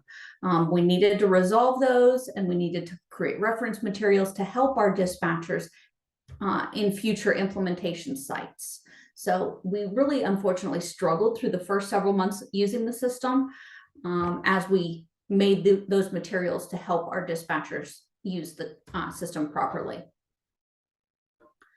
So then September 2022 through March 2023 is where we researched issues, reported them to the company and or leads, worked through getting those resolved. We began having weekly meetings with the dispatcher supervisor up in Canton and the TAC, which is the terminal agency coordinator, which is the person who is in charge of leads at that facility. And we also created training PowerPoints so the dispatchers had those reference materials I mentioned. March through July of this year, we met with that focus group. We came up with decisions now that we had a little bit more knowledge as to how the system would work and what we wanted to do for the highway patrol. We worked through stumbling blocks that we found if the court was not involved and how it would work without them. We modified our PowerPoints as updates and fixes were released, and we began working on our policy and making sure that it was accurate for the e-warrants program. July through August, we began testing workflows, which is how the warrant moves through the system without the court involvement. Our dispatchers had to transition to a new multi-factor authentication. As a lot of people are probably aware, multi-factor authentication is continuing to grow and be used more widely. And if we're dealing with something as sensitive as a warrant, of course, we want to make sure that only the appropriate people are accessing. So we had to do that. And we got the Akron Post Management team and our Canton dispatchers trained on how this process works when the courts aren't involved. August 22nd, we went live with the Akron Post and all Summit County warrants were converted over. The next 2 months, we began training all 300 Highway Patrol dispatchers on e-warrants during our annual dispatcher in service in Columbus. And I'll tell you what, the dispatchers are so excited. They want it now. They are very excited about how this is going to improve their processes and efficiency. We continued to identify issues from the Akron Go Live and get those addressed. And we completed a test load of data for our next location, Worcester, and worked through those issues. October 31st is our planned go live to transition the Worcester Dispatch Center. The Worcester Dispatch Center covers Worcester and Ashland posts, which is the Wayne, Holmes, and Ashland County areas. In November, we're then going to assess those 2 go lives and determine how long it's going to take to transition a single center over and then create an implementation timeline. In December, we have our next scheduled go live. It's either going to be Cambridge or Bowling Green. Bowling Green is our preference, but Guernsey County, which is what the Cambridge Post covers, is currently in the process of their courts going live. So if they go live, of course, we'll move to them. If we're able to implement e-warrants with 2 dispatch centers per month, which is pretty aggressive, this process will be completed by February of 2025. If we determine that is too aggressive and we can only do 1 dispatch center per month, it'll go through April 2026. Or it could be somewhere in between if we determine 2 dispatch centers per month is too aggressive, but 1 dispatch center per month is too slow. So it could be somewhere in between there. So where do we go from here? Once any issues with the Worcester Dispatch Center implementation are resolved, we'll make that date set officially for Bowling Green or Cambridge. And the process is fairly involved, and this is why I really don't know how long it's going to take us, because we have to set up user access information, we have to set up the inboxes and how the workflows work for the warrant to proceed through the system. We have to train the dispatchers hands-on versus just a PowerPoint at in-service. We have to do conversions. The HP7B, which is a follow-up system, we export over and import into e-warrants. So it's really, we're going to look at this and make an assessment. As of October 16th, so Monday, the Worcester Dispatch Center actually had 1,691 warrants. Akron did not have that many, and we have found a couple of stumbling blocks with these large numbers. So we're working through them, but October 31st is still our planned date to move forward with Worcester. So after Worcester, we'll determine the number of warrants at each dispatch center because they do change daily. And then out of those, which counties have warrants entered by the Highway Patrol? What I mean by that is there are some locations that the sheriff's office enters all warrants regardless of the agency who originally arrested the individual. So for example, the Logan County Sheriff's Office enters all warrants, even though the Highway Patrol does arrest people and get warrants in that area. That's just one example. We'll then identify which locations of courts that are slated to begin using e-warrants, because if the courts are going to use it, we want to get our dispatchers on board. And then taking the information from those 3 steps, estimate approximately how long it will take to implement using the timelines from our Akron and Worcester implementations. We can take that, make the timeline for the remaining 29 dispatch centers, and then continue implementation throughout the rest of the state. So just as a visual, this is our current number of warrants for all of our facilities. Cleveland, which also covers our turnpike across the state, they have the most right now, followed by Worcester. And we do have a couple locations that currently have 0 warrants, but that can change day to day. Sometimes they get 1 and then it's removed the next day. So that can change. But we're going to try to go down to some of the smaller ones. We chose Worcester because it's covered by the same dispatcher supervisor as Akron. So we're trying to use our resources to the best of our abilities with this first implementation. So how else is this going to benefit the Highway Patrol? If we are already on e-warrants and a court comes on board, it's going to be virtually seamless. Now, our workflow groups, the process that it goes through may change. It may change in names and a little bit how it goes through, but the overall process will remain the same. Everybody will be already trained and ready to go. And the only thing that will change is it will actually take out a couple of steps at the beginning of the process. So our workload will be decreased even more. And by having all of this implemented, we will be able to avoid the difficulties that we experienced in Canton with our dispatchers not being familiar with the system and the courts coming on board immediately.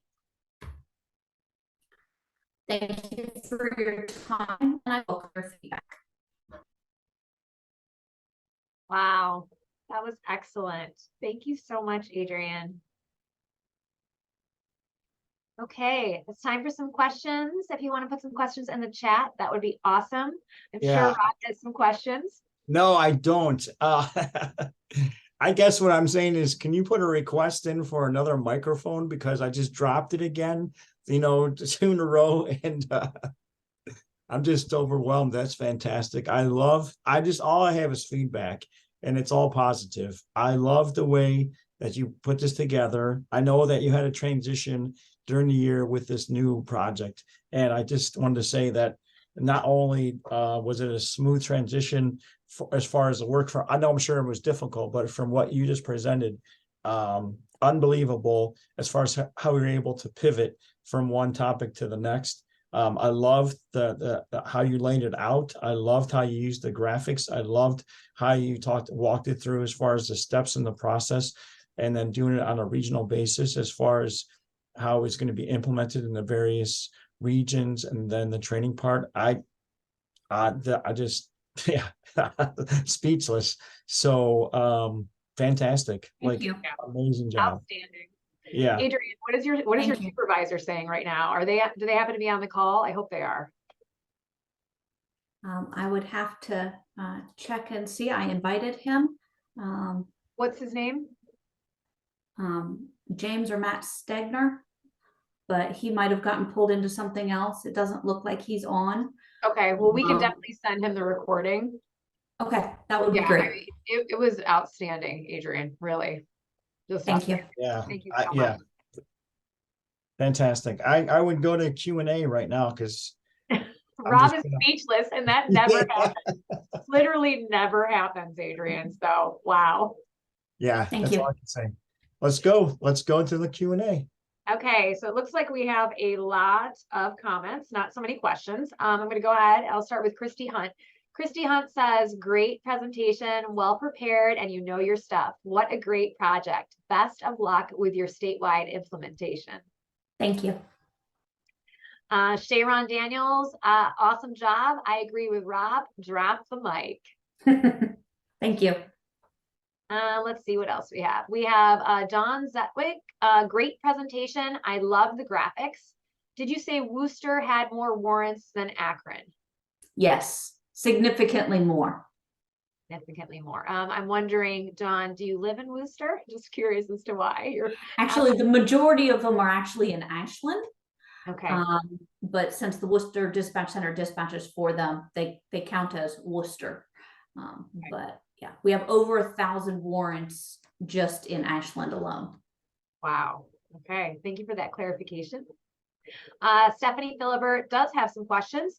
What is the timeline for a warrant from the time it's open until the time it's closed? There's a 2 parts here. Also, are the warrants an income generator or is it an expense? So they're not an income generator at all. We do not, the courts do have court fees and those types of things, but the Highway Patrol does not see those. And I believe they truly just cover the court's costs. So it's not even an income generator for the court. But the time from when it's entered to when it's closed, that all varies depending on the individual. There are some that are entered and we choose to reach out immediately to the individual via phone, trying to say, go ahead and contact the court and take care of this. Because sometimes it's just somebody misplaced a piece of paper or something like that and didn't show up to court. So some of them, it could be even less than a day that, they immediately contact the court and take care of it and it's gone. Others, we do have some warrants from the 1980s. So we do have some that have been open for quite a long time. My goodness. Okay. Brandon Freeman is asking, on average, how many people get picked up yearly? That is a very good question. I will have to look into that. I honestly do not have an answer. Okay, maybe something you can look into and include in your written report. Absolutely. Okay, let's see. John Kultrulik, great presentation. Thank you. We have one more question from Diane Heyman. Adrian, fantastic job. Question is, does the other dispatch centers have access to your e-warrant? Oftentimes, people who have warrants do not necessarily stay in the same area.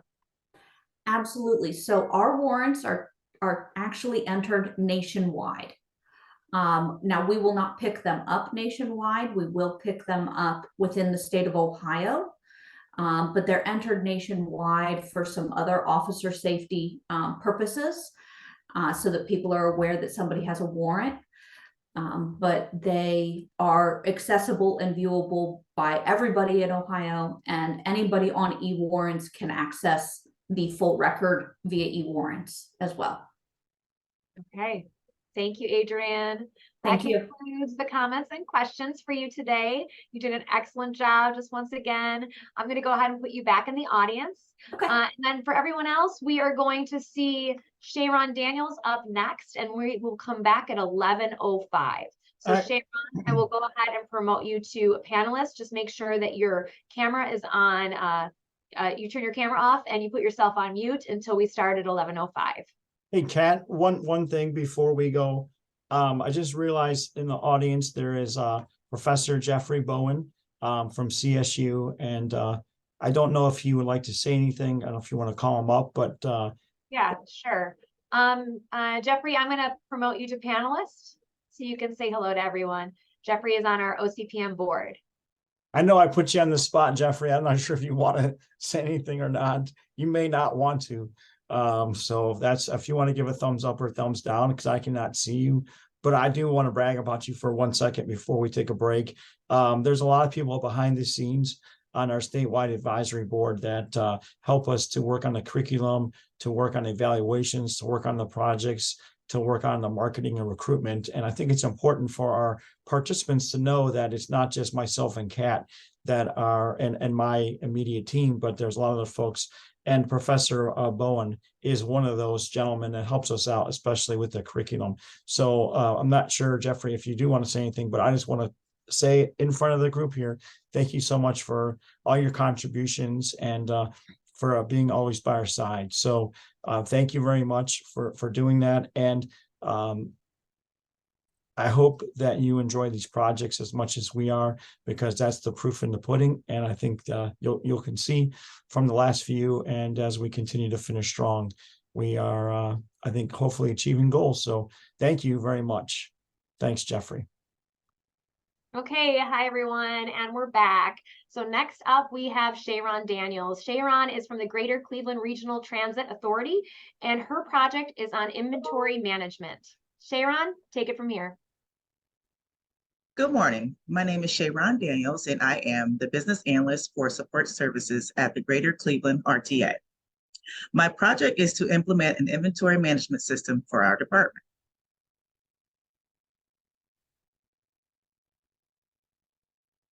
I'd like to start by giving you a little background information about support services. The mission of the Support Services Department is to provide relevant, courteous, and timely quality service to all of our internal and external customers in a manner consistent with the GCRTA performance standards.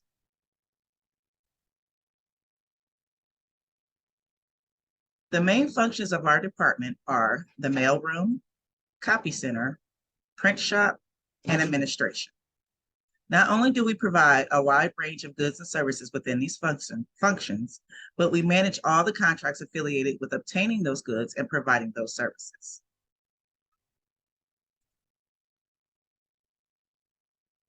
In the mailroom, we are responsible for the inter-office mail, USPS, UPS, and shipping and receiving. We track, manage, and maintain accounts related to mailroom services, such as the postage meter lease payments and multiple postage accounts. We have a daily route to the post office in each one of our districts.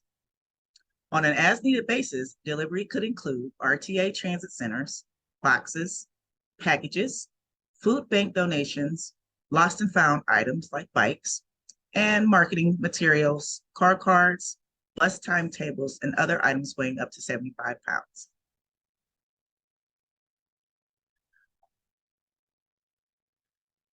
In our copy center, we provide high-tech duplication services. We track, manage, and maintain accounts related to the copy center requests and equipment, things such as digital color printer lease payments and copy paper orders.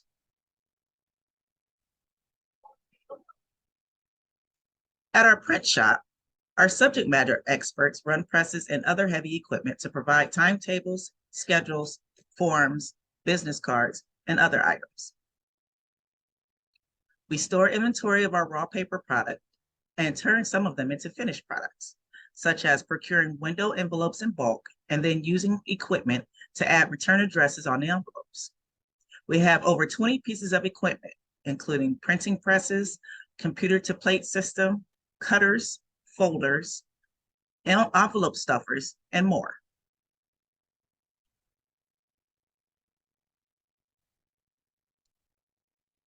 The administrators handle records management.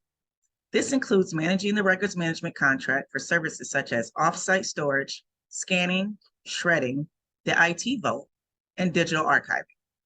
We maintain the records management program, including a continuous addition of boxes to off-site storage, destruction efforts, and updating retention schedule, as well as conducting regular audits of user accounts. The administrators also handle forms management, the office supplies account, our office paper contract, which is not existing, and is unprecedented for us at the moment, vending services contract, equipment maintenance and service agreements, fulfill various requests coming from all departments in the authority. We track and maintain equipment service and maintenance contracts. Other departments are codependent on the completion of our tasks, such as bus and rail schedules, records compliance and maintenance for the state of Ohio sunshine laws, and saving the authority from potential legal issues. Our external customers, we provide them timetables for riders. We print, package, and ship them. Monthly engineering reports are sent out to the FTA, and marketing branding guidelines. So as you can see, with all the products and services we provide, our goal is to become a more data-driven department, enabling the department to increase utilization of AirSlate for requests and to provide more concrete information regarding request fulfillment and product usage. This is especially needed considering the current paper crisis.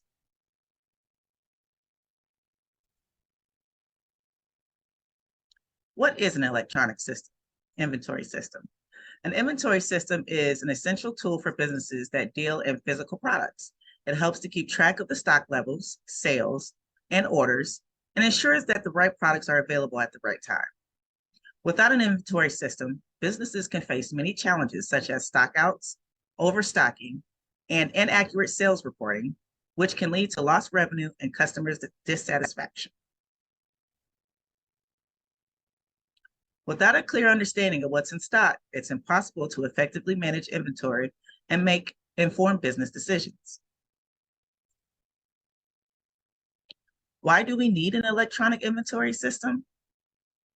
One of the main benefits of having an inventory system is that it will allow us to optimize our stock levels. By tracking inventory levels and transaction data, we can identify which products are used most often and which ones are not. This information can be used to adjust stock levels and reorder products as needed, which can help to reduce costs, reduce waste, and improve productivity.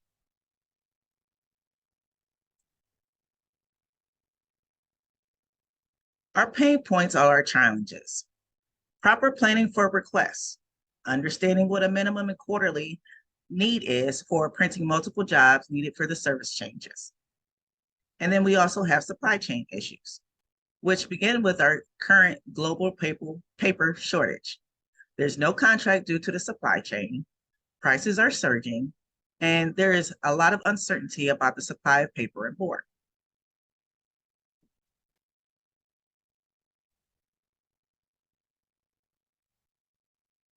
Here is a video that gives you a little information on what we are experiencing with the global paper crisis.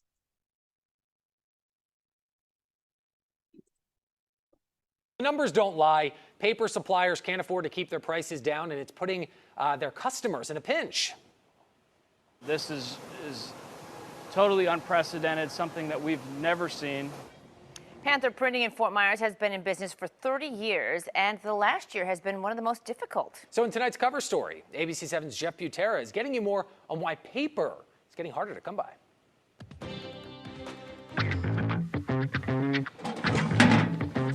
We are willing to bet that most of your bills don't go to your mailbox.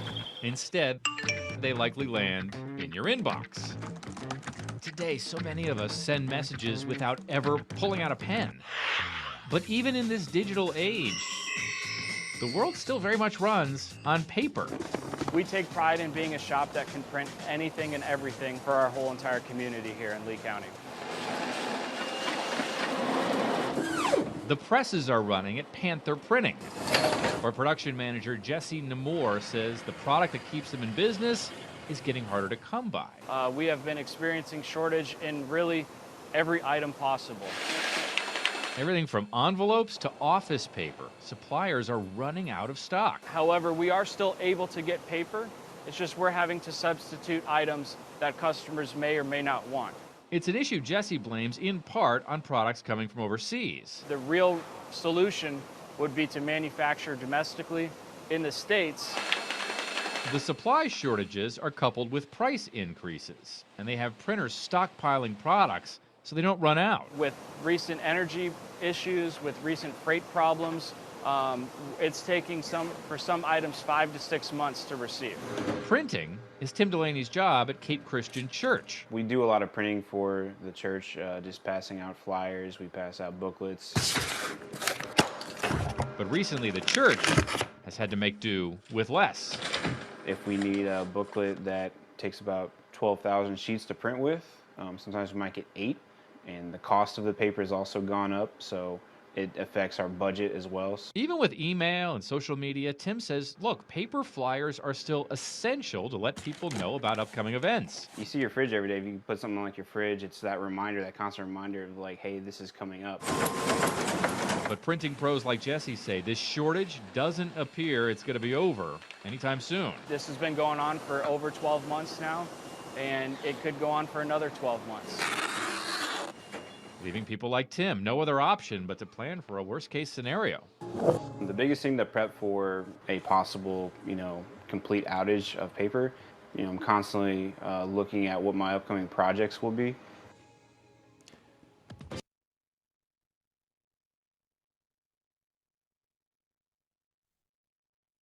This bar graph shows the difference between what we are paying for raw paper products before COVID in 2019, during COVID, 2020 through 2022, and currently in 2023 comparatively. Our paper contract ended in 2022, and of course, the costs for 2023 will definitely be higher by the end of this year. Reports show that the cost will continually rise through 2024.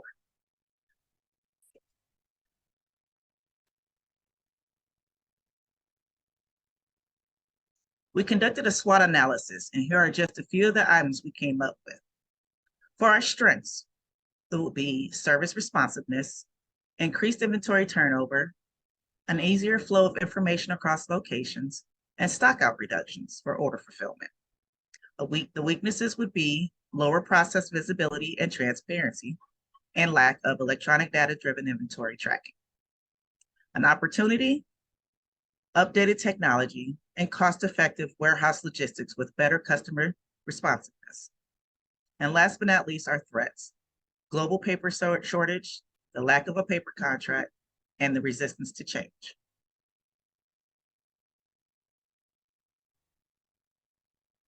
Our proposed solution is to implement an inventory management system aiming to optimize stock levels, minimize waste, and improve order fulfillment.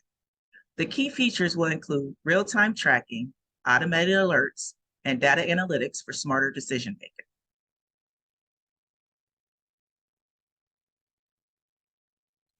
The benefits of the new system would include, but not limited to, more accurate inventory, reduced costs, greater automation, organization, and productivity, improved customer experience, improved business relationships, improved data security and visibility, and improved coordination between our locations.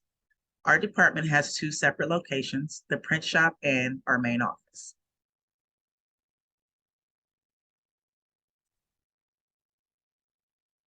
Our current implementation plan will be executed in 4 steps, with the first step being the data entry of all the paper products.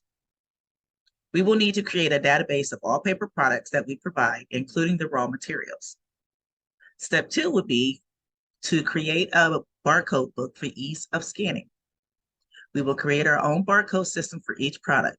Then we will design a book that contains these barcode labels to make it easier for our employees to scan and deliver expeditiously to both our internal stock and to our customers.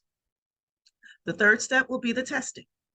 Once this is built, we will then test the system and the correlation of barcodes. During this testing, we'll involve all employees of the department to ensure the system's workflow is acceptable for our subject matter experts and that the system provides us the data that we need. Step 4 would be training of all staff. We will provide cross-training to each support services team member, setting clear goals, identifying roles and responsibilities, creating a training schedule, and providing hands-on practice in a beta environment. We plan on expanding this inventory system to include all of our other products outside of paper, and this includes consumables.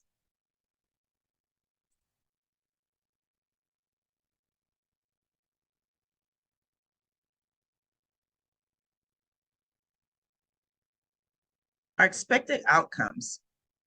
The new inventory management system will increase accuracy, reduce costs, optimize inventory levels, and improve customer satisfaction.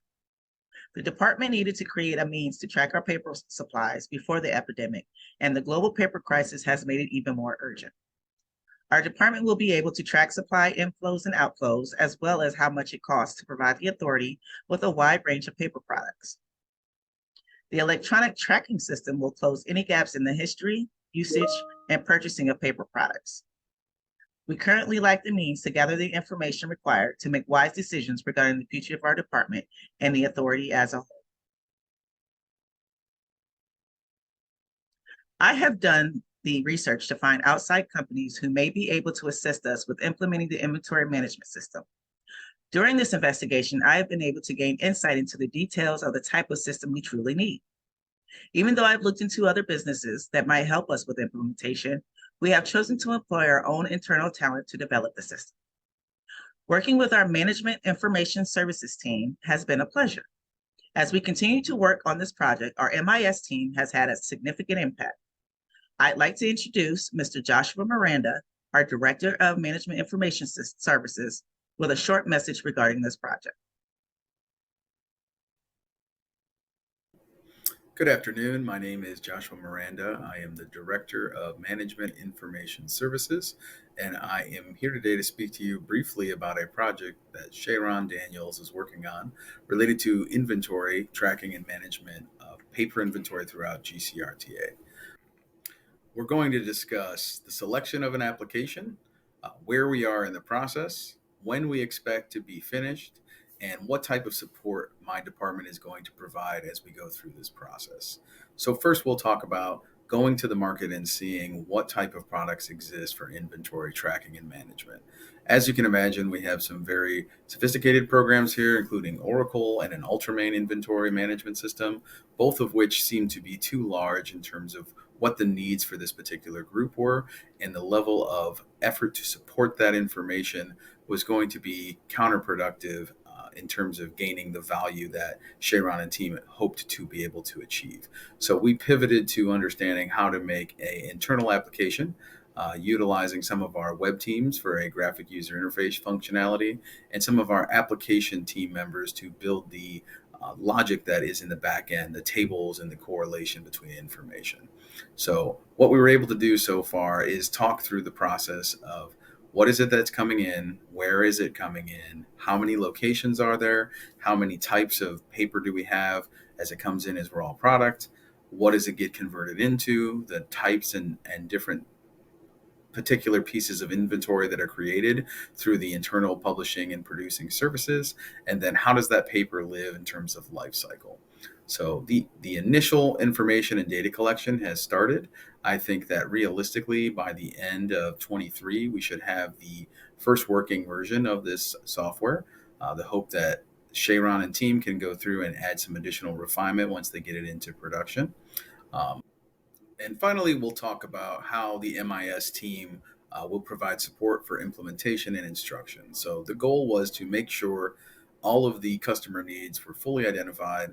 We could build a minimum viable product to allow the group to test and understand. So can I input a shipment as it arrives? What does that look like? Do I need to be breaking this down by how many reams are in a case, or just to the case level, making those determinations and seeing the benefits of going too large or too small? And then that implementation team being available to them as they work through the nuances that they may be concerned about, right? So if they identify that, yes, we have better visibility, but it's not as granular as we'd like, we could talk about going down to a lower level with the understanding that with more detail requires more ongoing input of information. Additionally, we would help them write a standard operating procedure so that as new employees come into the group and they need to understand how this software is supposed to be utilized and how they're able to pull reports out of it, they'd have an instructional book to go back to make sure that everybody is following the same standard work procedures and practices to get the most benefit out of the product. Hopefully that was useful information to you guys today. Sharon has done a great job of understanding the needs of her department, articulating those needs to the individuals who can help provide services, and we hope to be able to provide her a functioning application very soon. Thanks for your time.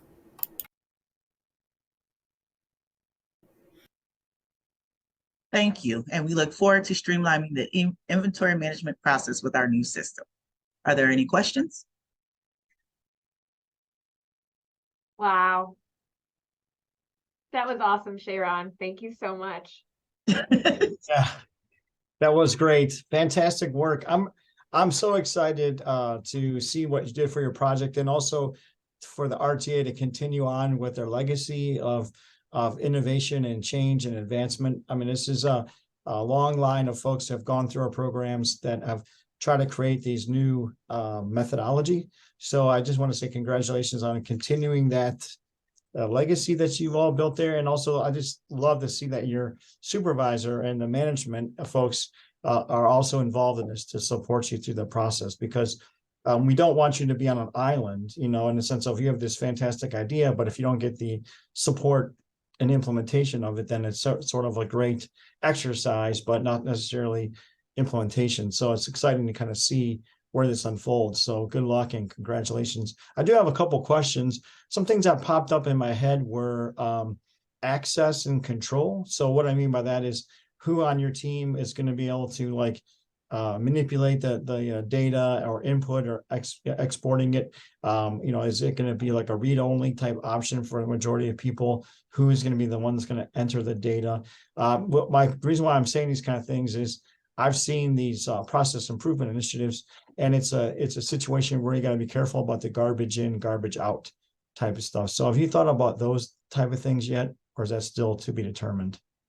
I have thought about some of that, yes. We have decided, since I'm the business analyst, I'm going to be entering all the data to create the database for us.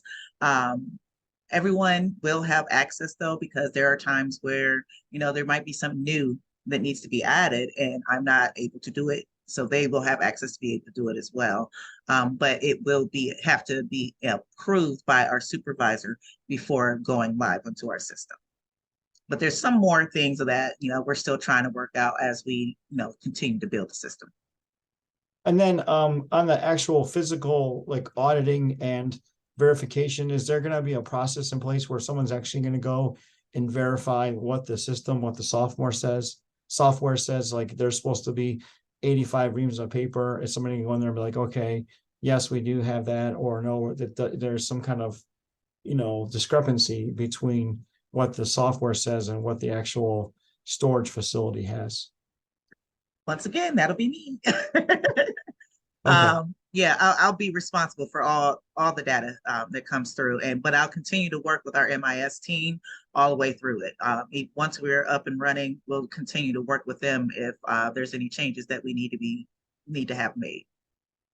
And I have one last question. I know I'm just taking over the entire presentation, but my last question is the video that you had about the shortage in supplies.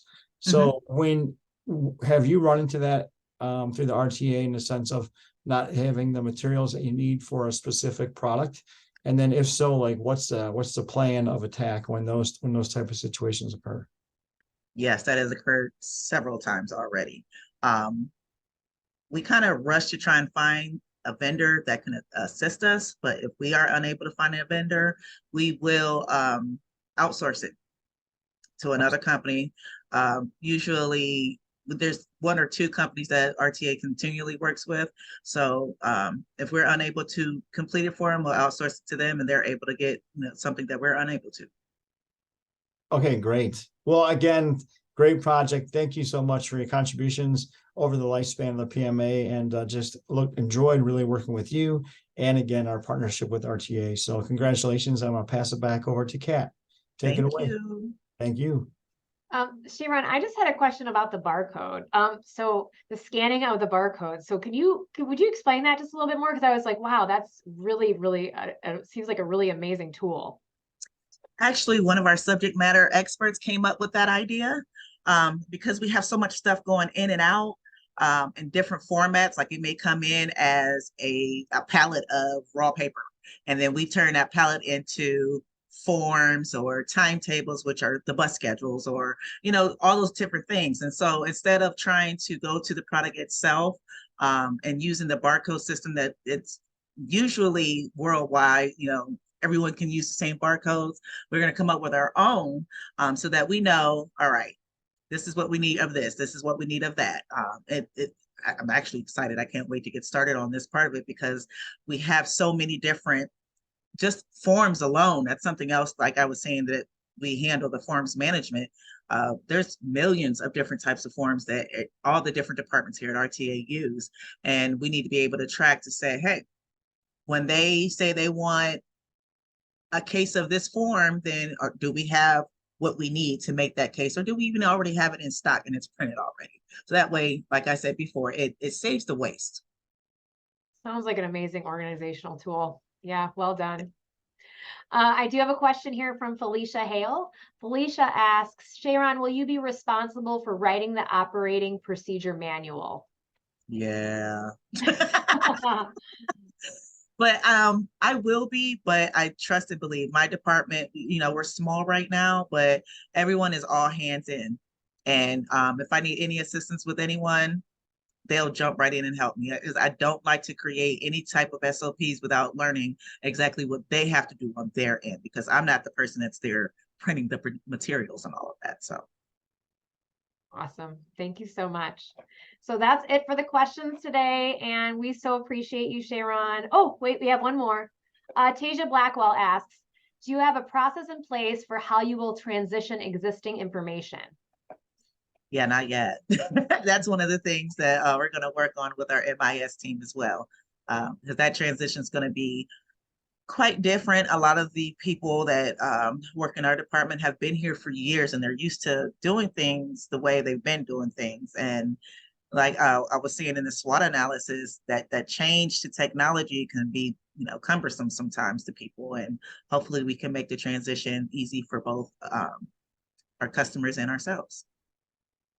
Great. Thank you so much, Sharon. Thank you. Okay. Next up, we have Christy Hunt. Christy is from the Ohio Environmental Protection Agency, and her project is on historical records management, the transition from paper documents to electronic. All right, Christy, go for it. Okay. Hello, my name is Christy Hunt. I'm a manager in Ohio EPA's Division of Environmental Response and Revitalization, and the title of my project is Historical Records Management, the transition from paper documents to electronic filing.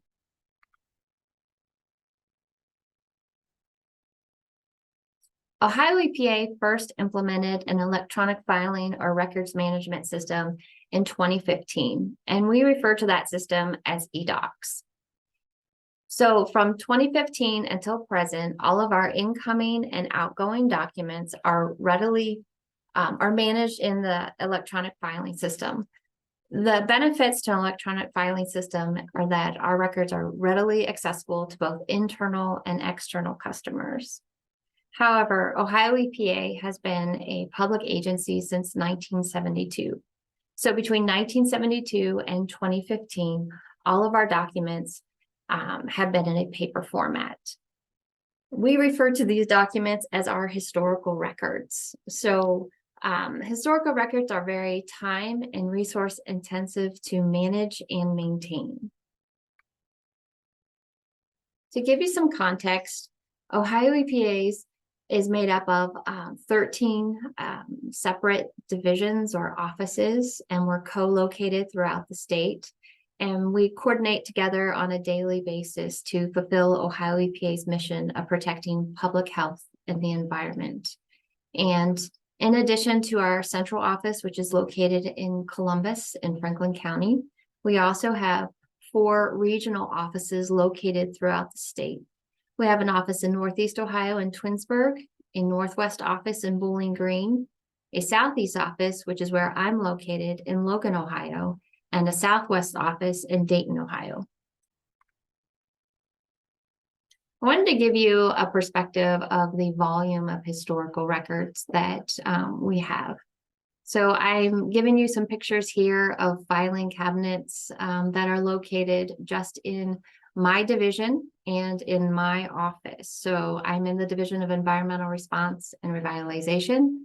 So for my corner of the state in Logan, Ohio, here's some pictures of our historical records storage.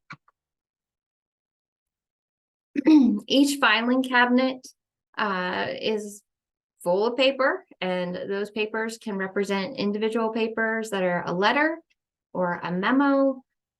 They could be a 10-page report. They could be a set of data analysis. They could be a voluminous document that could be 10 to 100 pages in length. Our paper records also don't only exist in the filing cabinets, they're also in rooms, on shelves, inside of archive boxes. So again, we have 13 programs in Ohio EPA located throughout the state and in downtown Columbus. And the files that I've shown you here are just from my section alone. So clearly we have a lot of historical records. And also what I wanted to help you understand out of these pictures is that our historical records are very important to us. We work amongst them because we need to be able to access them readily.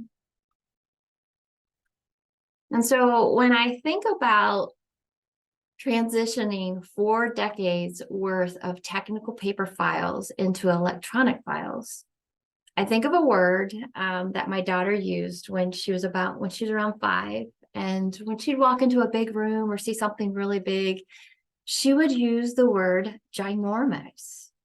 And I thought it was just a really cute, made up 5-year-old word. However, it's actually real. It's an adjective. And the dictionary's definition says that it means extremely large or enormous. And it's made up of combining the words giant and enormous together. So for a little bit of context, if the 5-year-old version of my daughter were sitting in the upper deck of Ohio Stadium during a packed game day, it would be pretty commonplace for her to say, "This place sure is ginormous." And so while the task at hand of transitioning our historical documents from their paper format into our electronic filing system is certainly ginormous, the steps involved with that transition from paper to electronic is relatively simple and easy. However, the hard part is it's never been written down. So I decided that for my PMA project, I would develop a process document that would support the transition of our historical records. So this process document will be a how-to for how to transition historical records from paper to electronic filing. I decided that the focus should be maintained on my division's records, so the Division of Environmental Response and Revitalization. And I further decided that it needed to be focused solely on those historical records in my division, in my office location. These are the historical records that me and my staff are directly responsible for on a daily basis. So once the process document for my section is developed, it will be shared with other section managers located throughout the state for idea sharing. The benefits to developing a process document include the fact that it memorializes the purpose of the effort and identifies the end goal. It outlines the steps and processes involved. It identifies the roles and responsibilities of the staff who are performing the tasks. It preserves process knowledge. So as staff who have been trained on the process leave our section and new staff come in, they'll have a set of instructions for where to pick up. It ensures the long-term sustainability of the project, and it will allow for the reevaluation and updating as needed. And all of these steps together will help to support the project completion.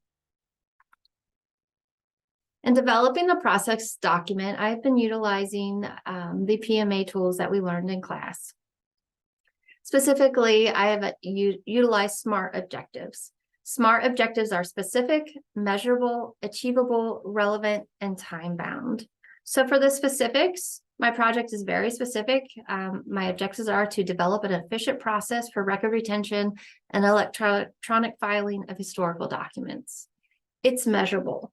Well, right now I can only tell you that there is a ginormous amount of paper that needs to be ingested into our filing system. Over time, as a project is implemented, I will be able to tell you how many files have been evaluated for their retention and have been then electronically filed into the eDoc system. It is achievable but ambitious.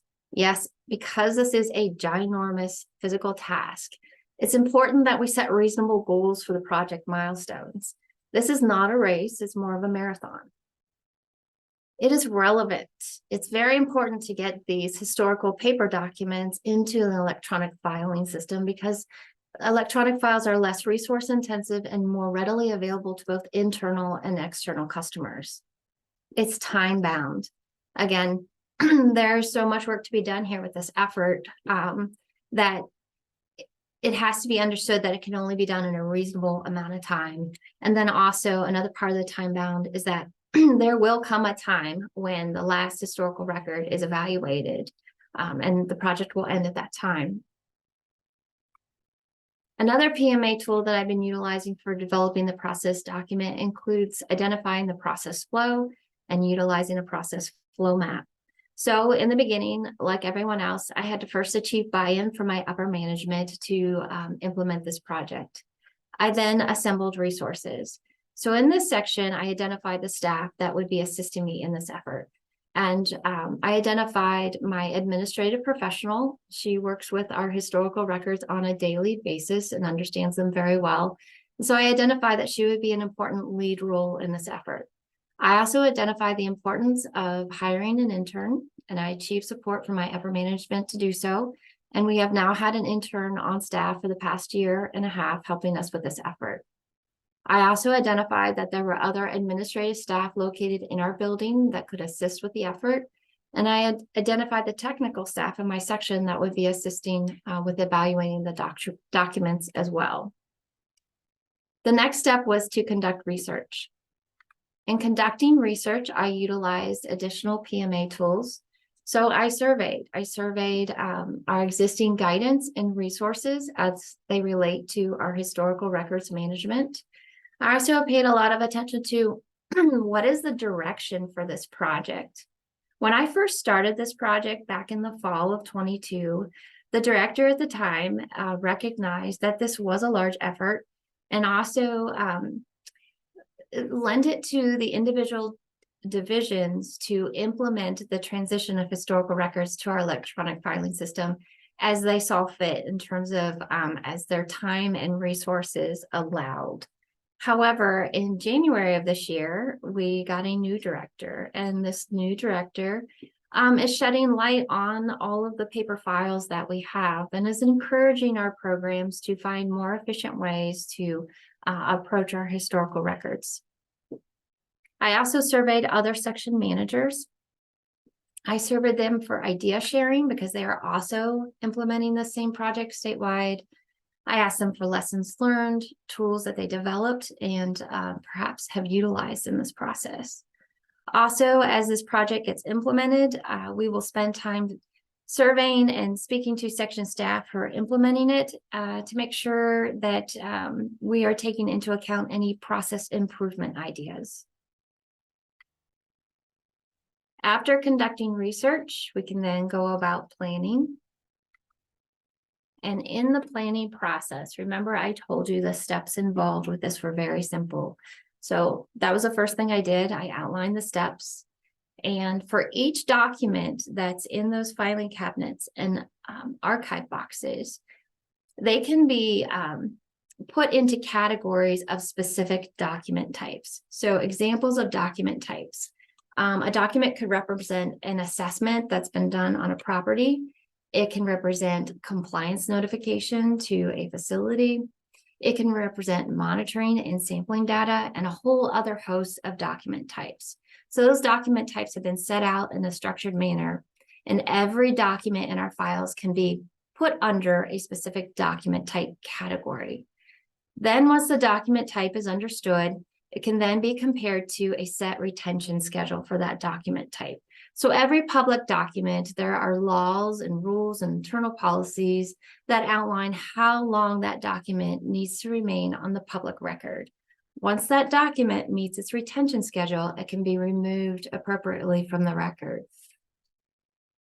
Once we've identified the historical records that can be removed from the record versus the ones that need to be still need to be maintained on the public record based on their retention schedule. For the ones that are still have not yet met their retention schedule, keywords will be applied to those documents. And again, they'll be based on the document type.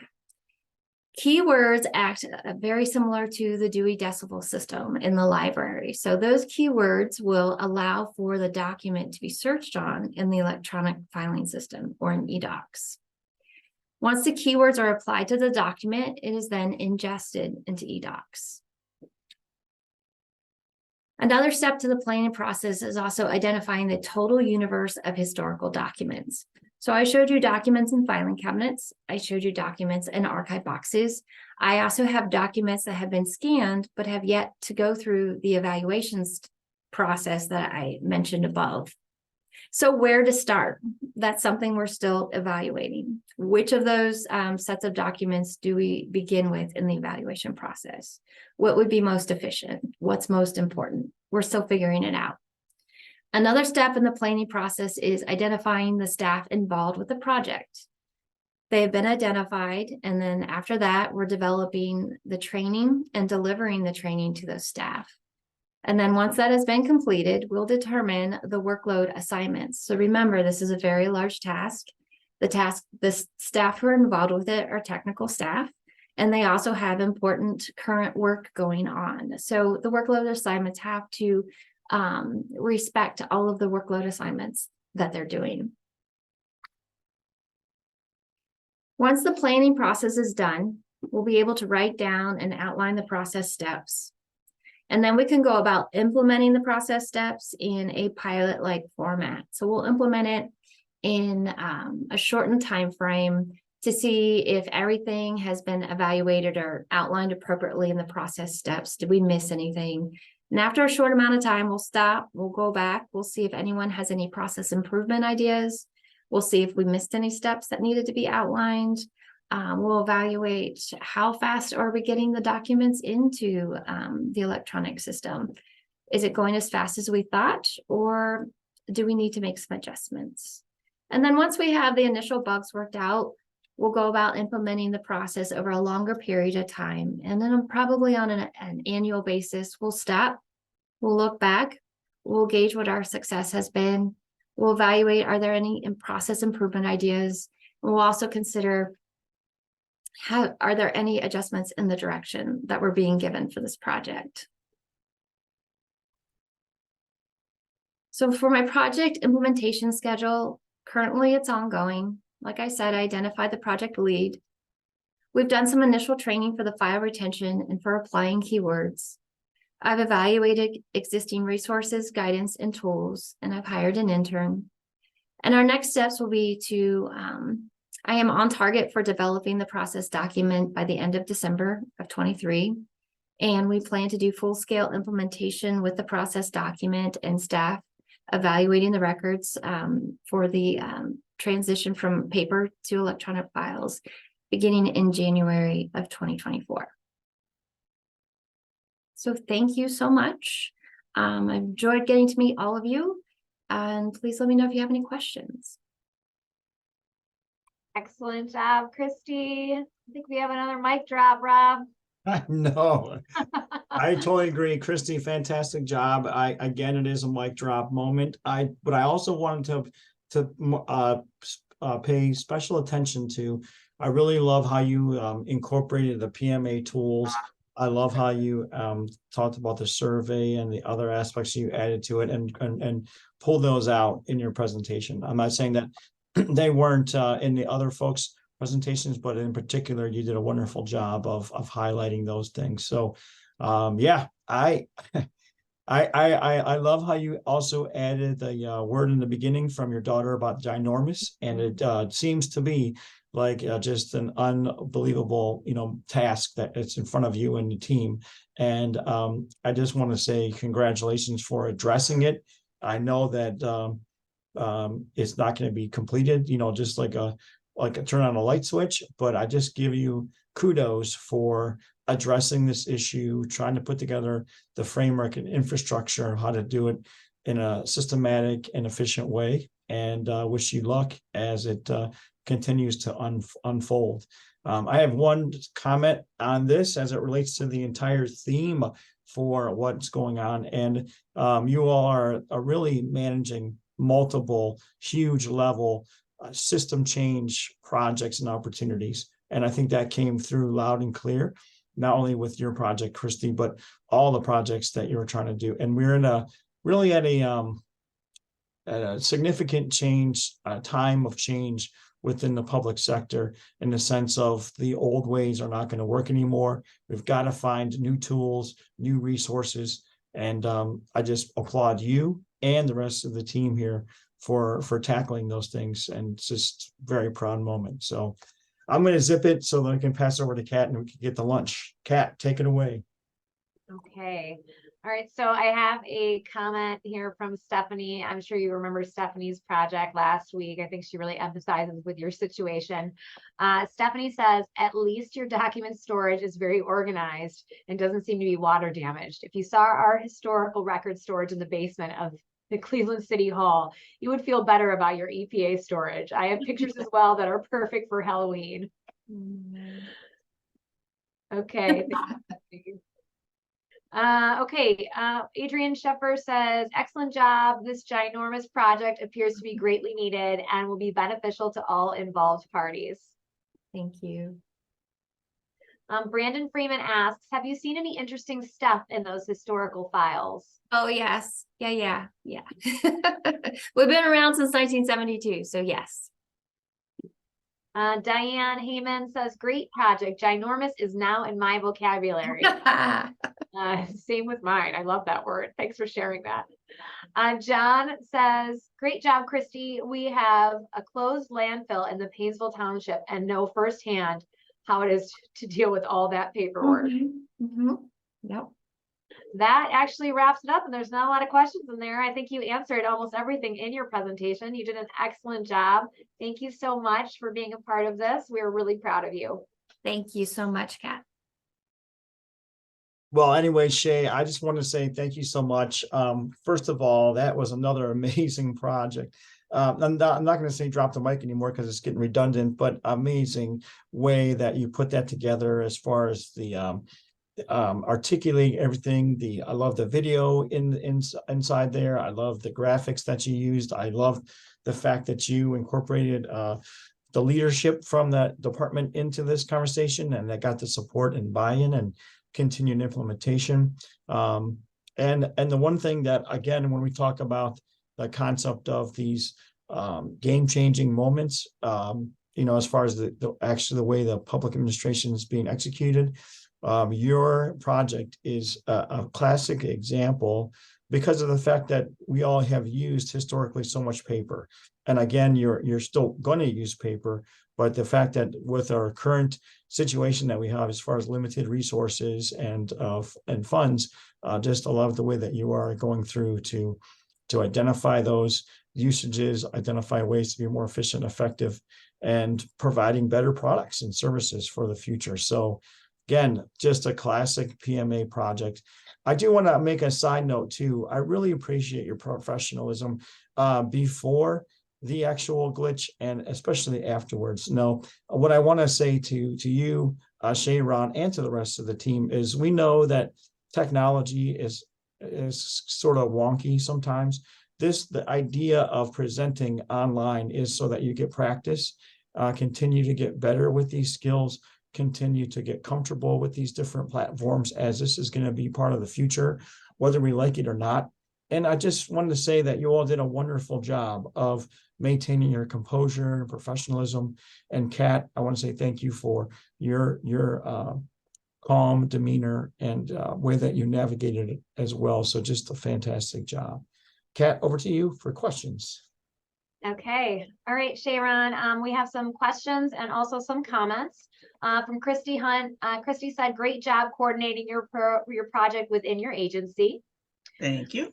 And then we have Diane Heyman.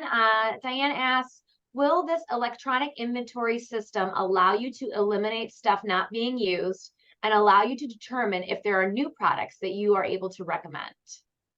Absolutely. That's another one of the reasons why we are deciding to do it this way, because like, for instance, our forms management, RTA uses a lot of different types of forms, and they get updated quite a lot. And so we'll sometimes have waste where forms that haven't been used in a while are just sitting in our warehouse.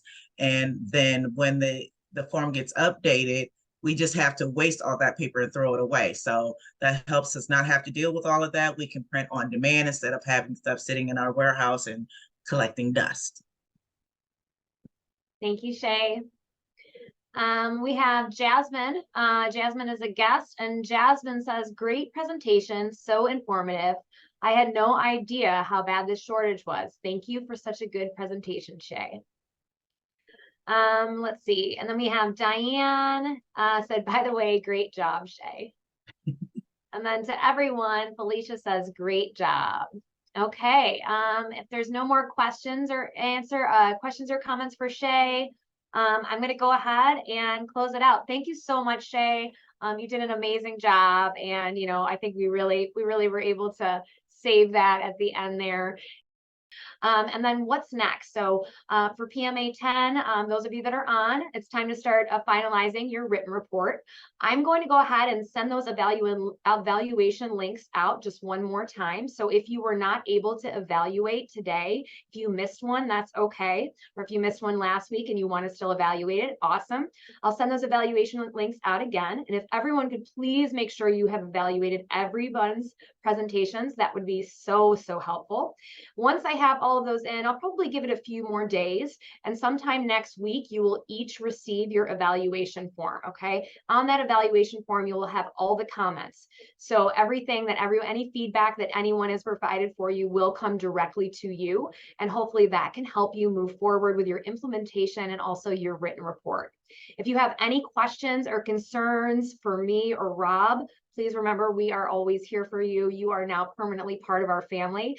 And I feel like a little bit, like I'm actually getting a little teary here because I am just so proud of you all. And this is the first cohort that I have been with since the beginning. And I am able to see you all graduating from our program and these projects. And I am just so proud and I am so happy to be a part of this. So thank you so much. Before I actually start shedding tears, I'm going to go ahead and close it out and let Rob say one final goodbye. All right, thanks, Kat. Now you're making me cry, and I promised that I wouldn't do that. But anyway, I do want to just applaud you all for the fantastic work that you've done, both today and on the 6th. Both days were just phenomenal.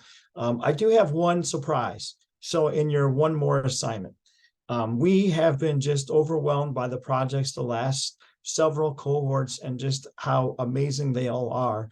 And we have created an award, and it is the Best Project Award for your cohort. We're asking you as a cohort members to vote for whom you think had the outstanding award for your particular cohort. And what's going to happen is we're collecting these individual projects over time, and we'll be having like a one-day seminar / conference / spotlight to highlight all of the best practice or best projects, my apologies, through all the cohorts so far, so that we can have a way to kind of celebrate the hard work for everybody.